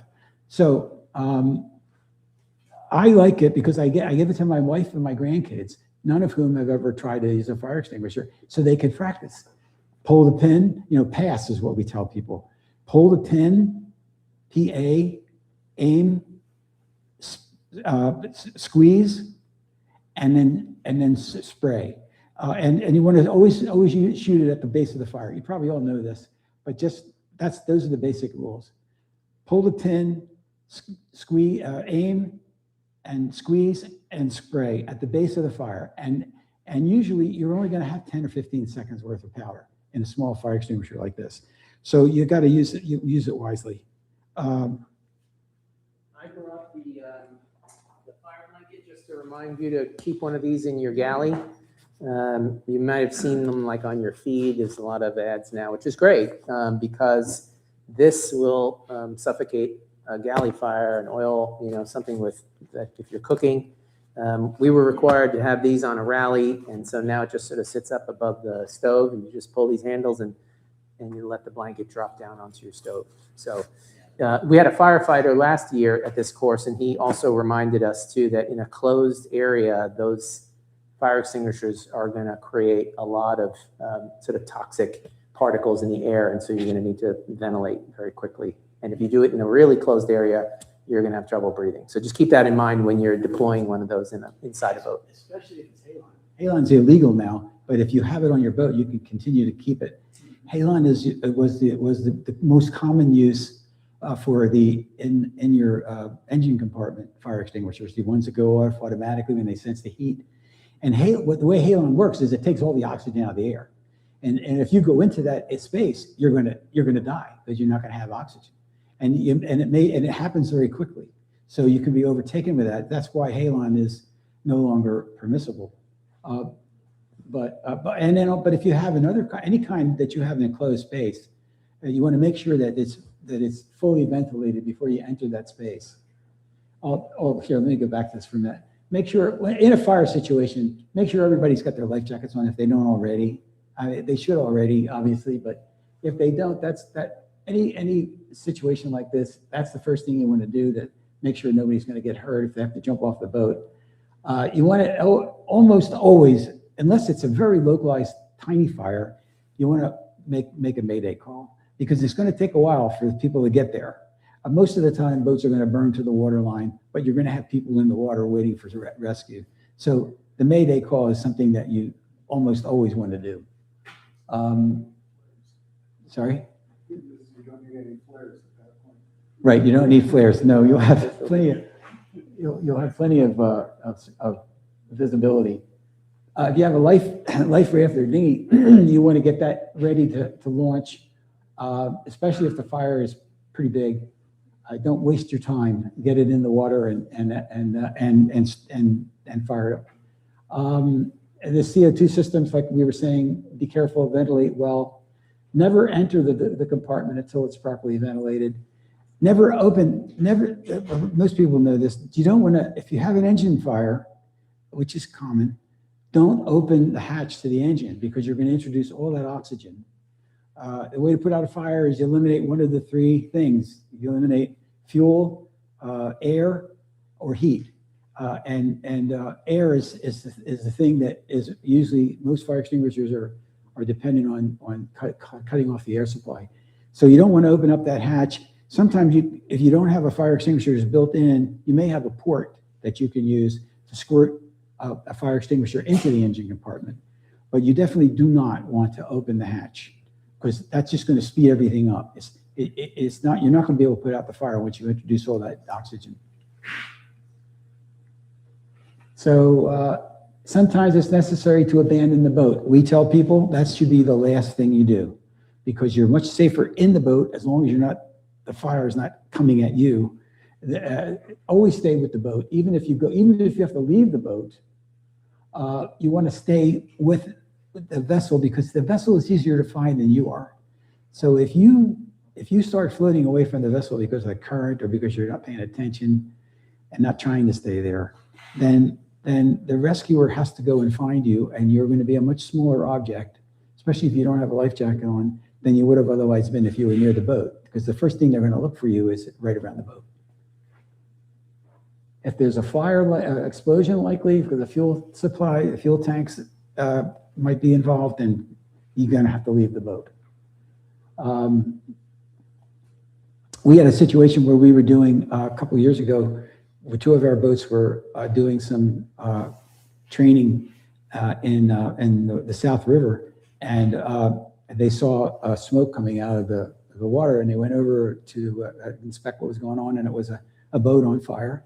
And there were three people aboard, a young girl, 10 years old, another fellow, and then the owner. And the two of them jumped in the water, and we were able to rescue them. But the owner did not want to leave the boat because he wasn't a good swimmer, and he didn't have a life jacket on. But they finally talked him into leaving the boat using a cushion. They couldn't get close. We can't always get close enough to the boat. The last thing you want to do is put your own crew and boat in danger. You don't want to do that. So they could only get so close to the boat. They finally talked the guy into jumping in the water, and it was a minute later the thing blew up. So They had to tell him that his daughter was going to watch him die. That's what made him jump in the water. okay, I think we've covered all this. Capsizing. Yeah, so Joe touched on the important message about capsizing, which is don't swim away. Most fatality reports that we review for capsizing is because the victims thought that they could get to safety by abandoning the thing that was keeping them the most afloat, which is a capsized vessel. We also vastly underestimate the distance from where we are. You know, just think about when you're sailing or cruising and you look at the shoreline, you're like, oh, the shore's over there. Well, it's 3 miles away or 4 miles away. You know, I've done that test with my son, who is a competitive swimmer and, you know, is Mr. Macho now. And so I'm like, hey, how far away do you think that is? You know, and he's like, yeah, that's like a mile. I could swim that. And I'm like, yeah, no, that's 9 miles away. We're on the other side of the Chesapeake Bay. So if you end up in this situation, stay with the boat and call for help. Try to get out of the water, particularly if it's colder, and gather what floats. Try to attach people to each other.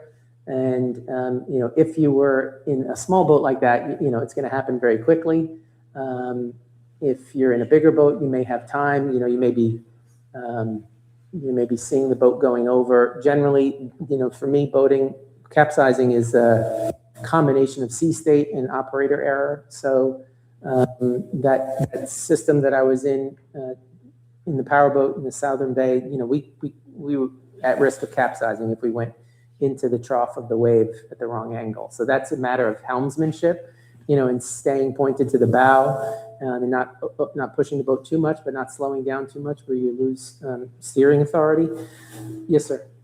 When a sailboat capsizes, because of the weight of it, does it sink versus a powerboat that will stay afloat? Yeah, it can. It has a righting angle, which is great. And so, the more a boat heels over, the more the keel is impacting against gravity. So, when the boat's vertical, it's super tender. I mean, it's easy to tip. But the more a boat heels over, the harder it is to heel over more because the keel's coming up out of the water or at a higher angle, and the sails are spilling more wind because they're, not at a great angle to the wind now.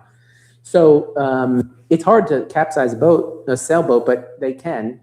And you saw that big tragedy off the coast of Sicily, giant, unsinkable sailboat, went, a mega yacht, and he went down because he had a retractable keel.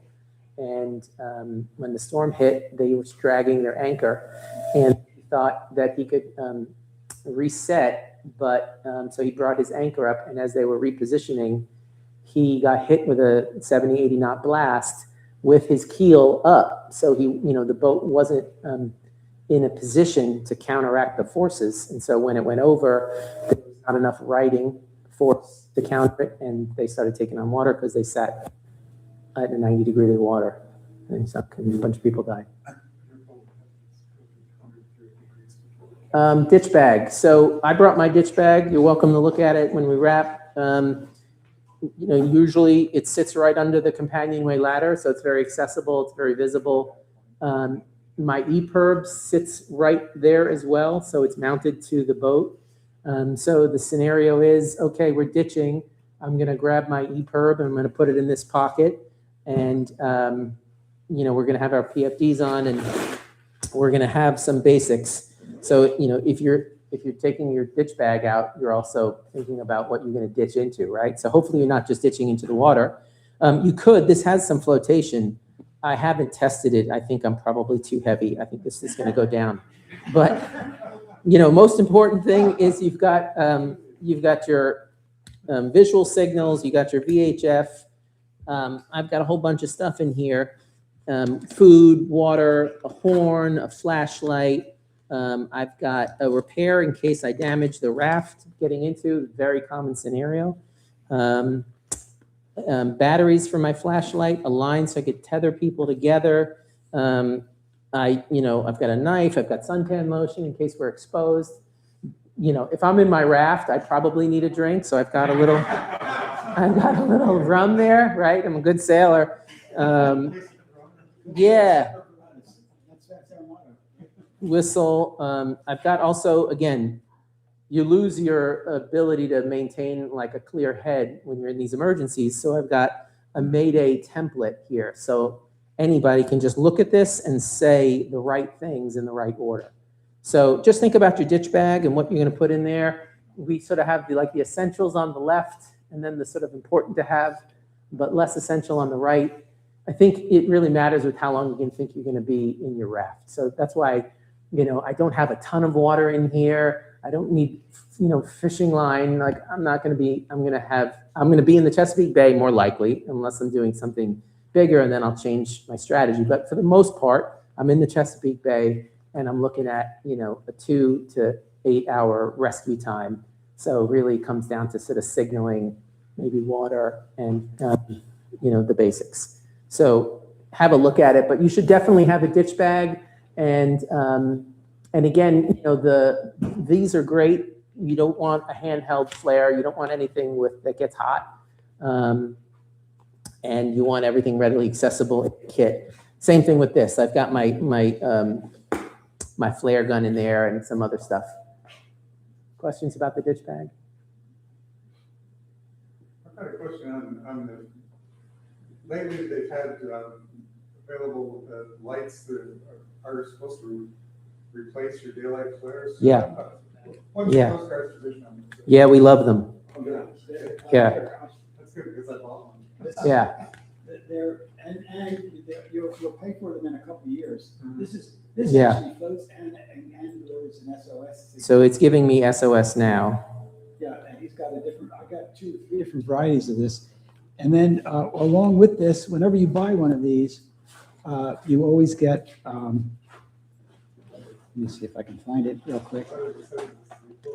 Yeah, they You always get the international danger flag, the black circle and the black square. And these expire, right? And then you got to do something with them, or you just keep them and accumulate them. So this is just batteries. and you just take the batteries out in the wintertime because you don't want to spend another $80 or $90. Take the batteries out and then put them back in again. But have them in when you're on your boat, because if you get inspected on the water, if you don't have batteries in, it's not going to count. So have them in. These are my expired ones for the flare gun, and that's just because I know they're probably still going to work, but I won't pass. And I know that from reading so many sea stories, people fire these things up and nobody sees it. So, and I just figure out more is better. And you mentioned, Yes, sir. You have the knife in your. Oh yeah. How would you dispose of flares? Oh yeah, good question. In Maryland, the fire department will not take them if you're not a resident here. Yeah. And then in DC, they're really hesitant because Yeah. you can't walk into a fire department and say, hey, this. Yeah. One of our Joe? Go ahead. One of our shipmates, Ginny, was collecting them for, I think the Boy Scouts. Somebody was going to use. They can be used once the Coast Guard, if you get Coast Guard permission and you have an isolated area, so they know there's going to be flares going off at this particular location for this particular period of time. So she collected a whole bunch of them, and she may still be collecting them. We collect them at the yard sale if you want to bring them to us. Yeah, they bring them. She'll be at the yard sale. Again, just going back to the practice thing too, another thing is just take it at home, try it in the yard, see what happens. Just so you have some experience of how to ignite it, how it feels to be in your hand, right? Practice with them, because we usually don't. Last year at Harchies, one of our slip holders found out that there was a Department of Natural Resources had a day, there was 2 days a year in Annapolis that you can take the flares to DNR and they would collect them. Okay. That was a huge Yeah. find for us last year. We've been looking for years. Yeah. These things. And DNR will take them in Annapolis 2 days a year. You just have to go on their website and you can see what they have. I had a box of them in my basement. I gave them to Ginny, but those things they can be temperamental. I mean, you don't necessarily want to keep really old flares. You keep flares for a few years after they've expired, but really old flares can self-ignite. That's what I've heard. I haven't had it happen to me, but We've got 5 minutes. 5 minutes. That's all. Yeah. I just wanted to mention knives. You mentioned that you have a knife in your pack. Yeah. Always have a knife on board, a single-handed knife. We have to have a knife. We have a very aggressive, but without a point knife that goes on our Coast Guard vests. But if you're thrown in the water, for example, a capsize, you can have a lot of sheets and halyards get in the way of people, and you need to cut them loose. So it's always good to have a knife that will work with just one hand. This Spyderco I've had for years and years, and it's very aggressive, and it will cut through anything. And if you like to fish like I do, if you're out tuna fishing, a tuna or a marlin can drag you in the water. You know what? You learn how to line a fish by using a technique with your hands, so that the line, if it needs to go, can come off your hand quickly. But mates have done that, and they've been dragged in the water, and you're dead. If you can't free yourself from that line, you're going down with that fish, and that fish is going to be able to go 100 feet in no time, and you're dead. So you always have a knife handy. When I'm on anybody's boat, I always try to remember to have a knife in my pocket, something I can work with one hand. Question? Yeah, we had a slip holder here in Herrington about 4 years ago that they were on a sport fisher boat, and it went down, and the wife got her leg caught up in the outriggers. And got dragged underwater about 12 feet, and they were able to save her, and she lived, but still, I never thought about the outriggers. Yeah, you, Right right, there. because there's lines coming off those outriggers that can get tangled up in. Maybe you should just, whatever little time you have left, talk about the VHF radio. I wish we would have gotten more time for that. Yeah, we like to touch on VHF radio because people have a lot of apprehension with the radio and they overthink it, and so we want to just go to the pro words. We want to just emphasize that you want to do two things. One is use the right channel, and then two is communicate what you wanted to say. So I generally will say, think about what you're going to say before you say it, and then practice. So, for example, a Mayday, again, is best, in my opinion, best used with a template, and we have these stickers to hand out. I like to use the 6 Ps, and so it's just like 911. They're going to ask you where you are before they ask you what your problem is, because that's the most important thing. So, you might say that you are a quarter mile east of Red 2 in Herring Bay, and then give your Latin long. So don't always think I got to give Latin long. I think it's better to say where you are with as much information as you know, and then be more specific. So, position first, then problem, in broad terms. This is all going to be one statement, by the way, before you finish. How many people are on board, that everyone has life jackets on, what platform you're on, you're a powerboat, you're a sailboat, and your intention. This is a very important one. So if you report that you are taking on water, you should report what you're going to do about it.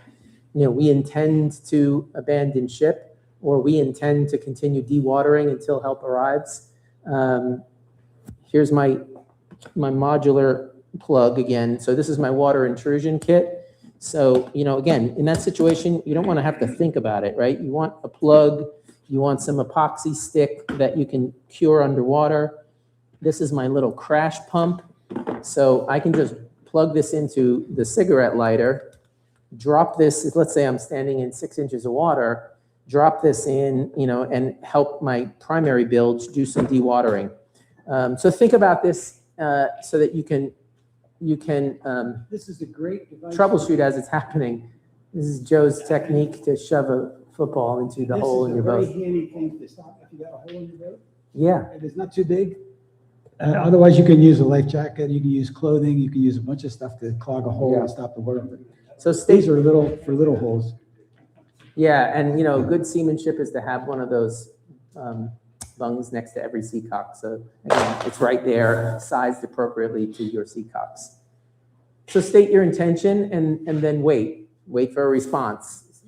Sometimes it takes like 30 seconds and it feels like 5 minutes. Sometimes you have to say it again. But wait, the Coast Guard will hear you. Pro words or procedure words are important to get familiar with so that you're speaking that common language, so that you're using over or out, but never both. That you're using affirmative, that's affirmative. We have everybody wearing their PFDs, or negative, we don't have a dewatering device.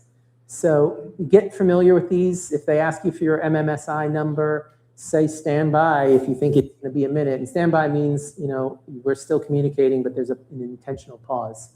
A lot of people ask about Roger or copy. Copy is more of a military phrase. It's not a pro word, although you hear a lot of copy, in exchange with Roger. But the Coast Guard will say, Roger, Captain, you're loud and clear. They won't say copy. Wilco is will comply. You're basically saying that you're going to do what you're going to do. And the reason why we never say over and out is because it's opposing statements. If I'm saying to you, let's say I'm hailing you, you're the fuel dock, and I say, Herrington Harbour South, this is sailing vessel Meritage, requesting access to the fuel dock, over. I'm saying my statement is over and I'm waiting for a reply. Whereas if you hear the Coast Guard, finish something and they'll say, Coast Guard standing by on 16 out. That means they're done. They're not talking, the transition's over. So if you say over and out, you're saying two opposing things. You're saying our conversation is still happening because I said over, and our conversation is out. It was over because I said out. I never say over. That's like a, movie thing. All right, so I wanted to just give you an example of a communication. So if you're hailing the Naps Narrows bridge tender, you're gonna go through Naps Narrows, which I apparently can't do anymore. It's too shoaly. But when I did, I'd have to think about what I was gonna say. And so I would think, okay, I'm gonna hail the bridge tender. Where am I hailing him on? I'm hailing him on 1-3. So I don't have to start on 1-6.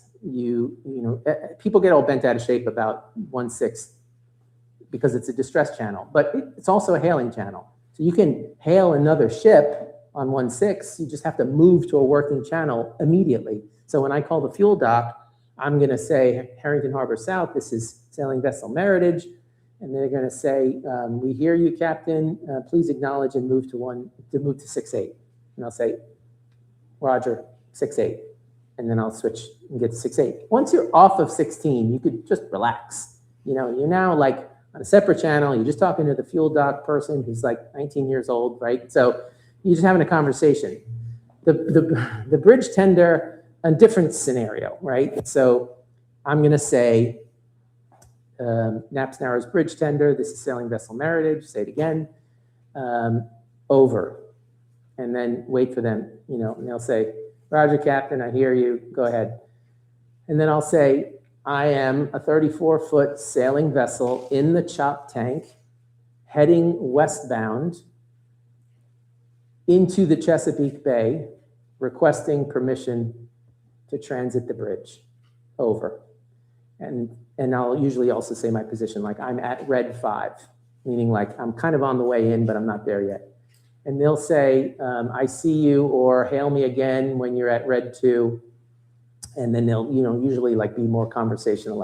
"I just had the bridge up. I've got to let some traffic through. It's going to be at about 10 or 15 minutes. Come into the Narrows and maintain your position," something like that. And then you say, "Roger that. We'll respond again at red 2. That's it. And yeah, and so you just want to think about what you want to say it, and don't overthink it. Try to use some pro words so you speak in the same language, and get off of the distress channel if you're hailing another ship or a fuel dock or whatever. Just get to 6-8 or 7-1 or 7-2. Yeah. I want, before we let you go, and Paul has one of these on his vest. We all have one issued out to us by the Coast Guard for our Coast Guard vests. This is my own personal one. Oh, that's Paul's personal one. This is a personal locator beacon. For those of you who haven't seen these things, they're amazing. They're absolutely amazing. I can give you 2 stories right off the top of my head of 10 people that were saved because they had one of these things. They work anywhere in the world.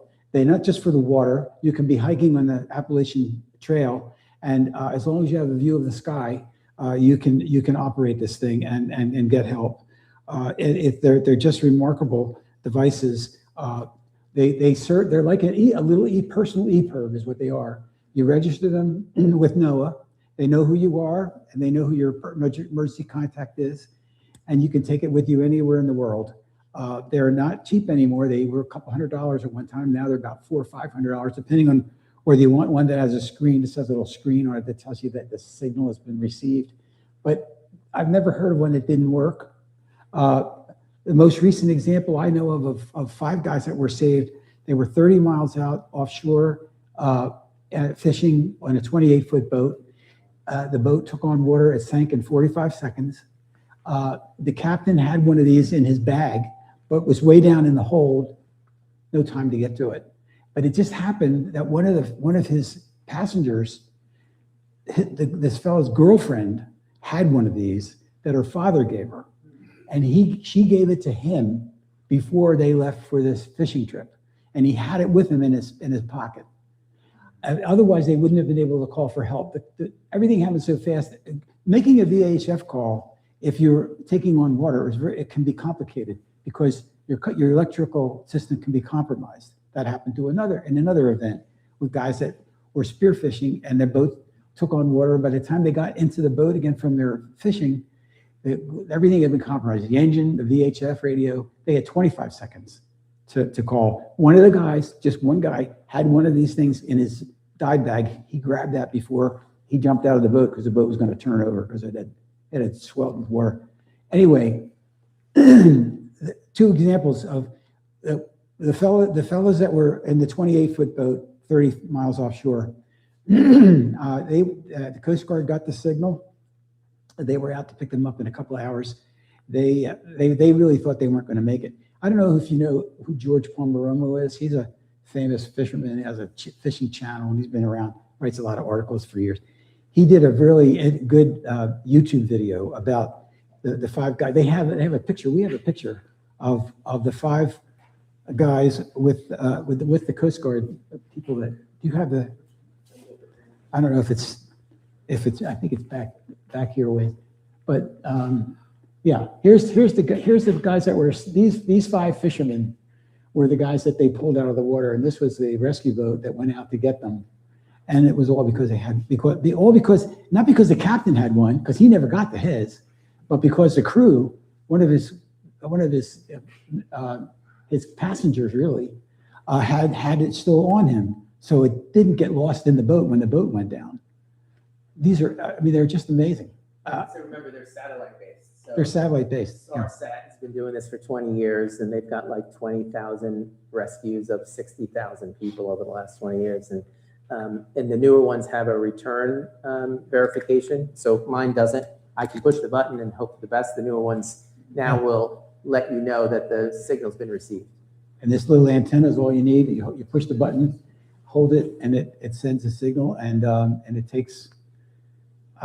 It doesn't take much time for them to get the signal, but depending on where you are, it may take them time to locate you. But they do know the latitude and longitude. So the search and rescue becomes just a rescue. They don't have to search for you now. If you don't have this, like happened to those fellas that were fishing at a tower 13 miles off Virginia Beach, they didn't tell anybody where they were. They were very experienced. They never came home till late in the evening, so nobody would have missed them until it was too late. Weather came in. They were getting cold because they were in the water. But fortunately, that signal was received by Elizabeth City, North Carolina. And there was already a helicopter doing training. We're always doing training. Coast Guard's always doing training. And they were able to redirect that helicopter out to that boat. But if they hadn't done that, if they hadn't had this or hadn't been able to make a call, which they couldn't, then nobody would have known where to begin to look for them. If you imagine Virginia Beach, okay? And did they go that way? Did they go that way? Did they go that way? And how far are they out? Where do we begin a search at night for people? They would have probably found, they would have never found them in time before the weather had taken them. So anyway, I like these, as you can tell. Paul likes them. Yeah. We each have two of them because the Coast Guard gave us one, but I could take this with me most places. Very handy device. We're a little over time, but we'll take some questions and Yeah. let you guys go to lunch. But thank you so much for your time. Yeah, thank you Hope you very learned much. something today. 409. Yeah, that makes sense. Yeah. But Thank I you. have friends that are skiers and they're all like, yeah, we did a helicopter trip and we got dropped in. And I'm like, did you bring your PLB? And I'm like, no. Like, you can use it anywhere in the world. It's Yeah. like you hear these stories of somebody who survived on their own urine for 3 days. Like that should be a thing of the past. Like hit the button, wait for rescue. Anywhere, as long as you're not in a cave. It's remarkable that you can do that. Yeah, we took it on a hiking trip to Yosemite. We took it to Utah, to Slick Rock. Just take it with you. Is the signal for that only available to the Coast Guard, or can the boat that's in the area pick it up on radar or under chart plotter? Oh, No. any rescue outfit will pick up It's the going to go signal. to a satellite, and Anywhere in then the that world. information is Okay, so going to if get there's a sent. man overboard, I cannot find that person. I have to wait for the Coast Guard to come in. Oh, yeah, that's a good point. So there are versions of this that are AIS and satellite. Okay. So it will go through the AIS system too, more locally. But yeah, you'd have to get the dual one. That's probably about 600. Are the slides posted anywhere? Brad, The slides? slides are not. No, sorry. No, we don't.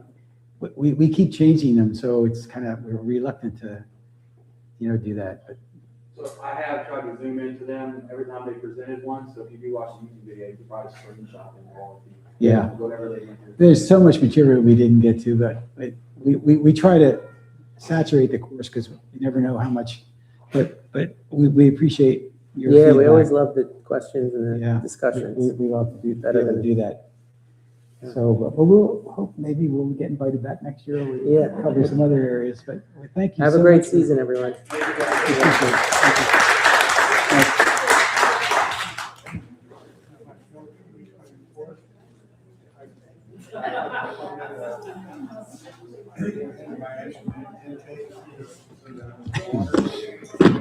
Thank you.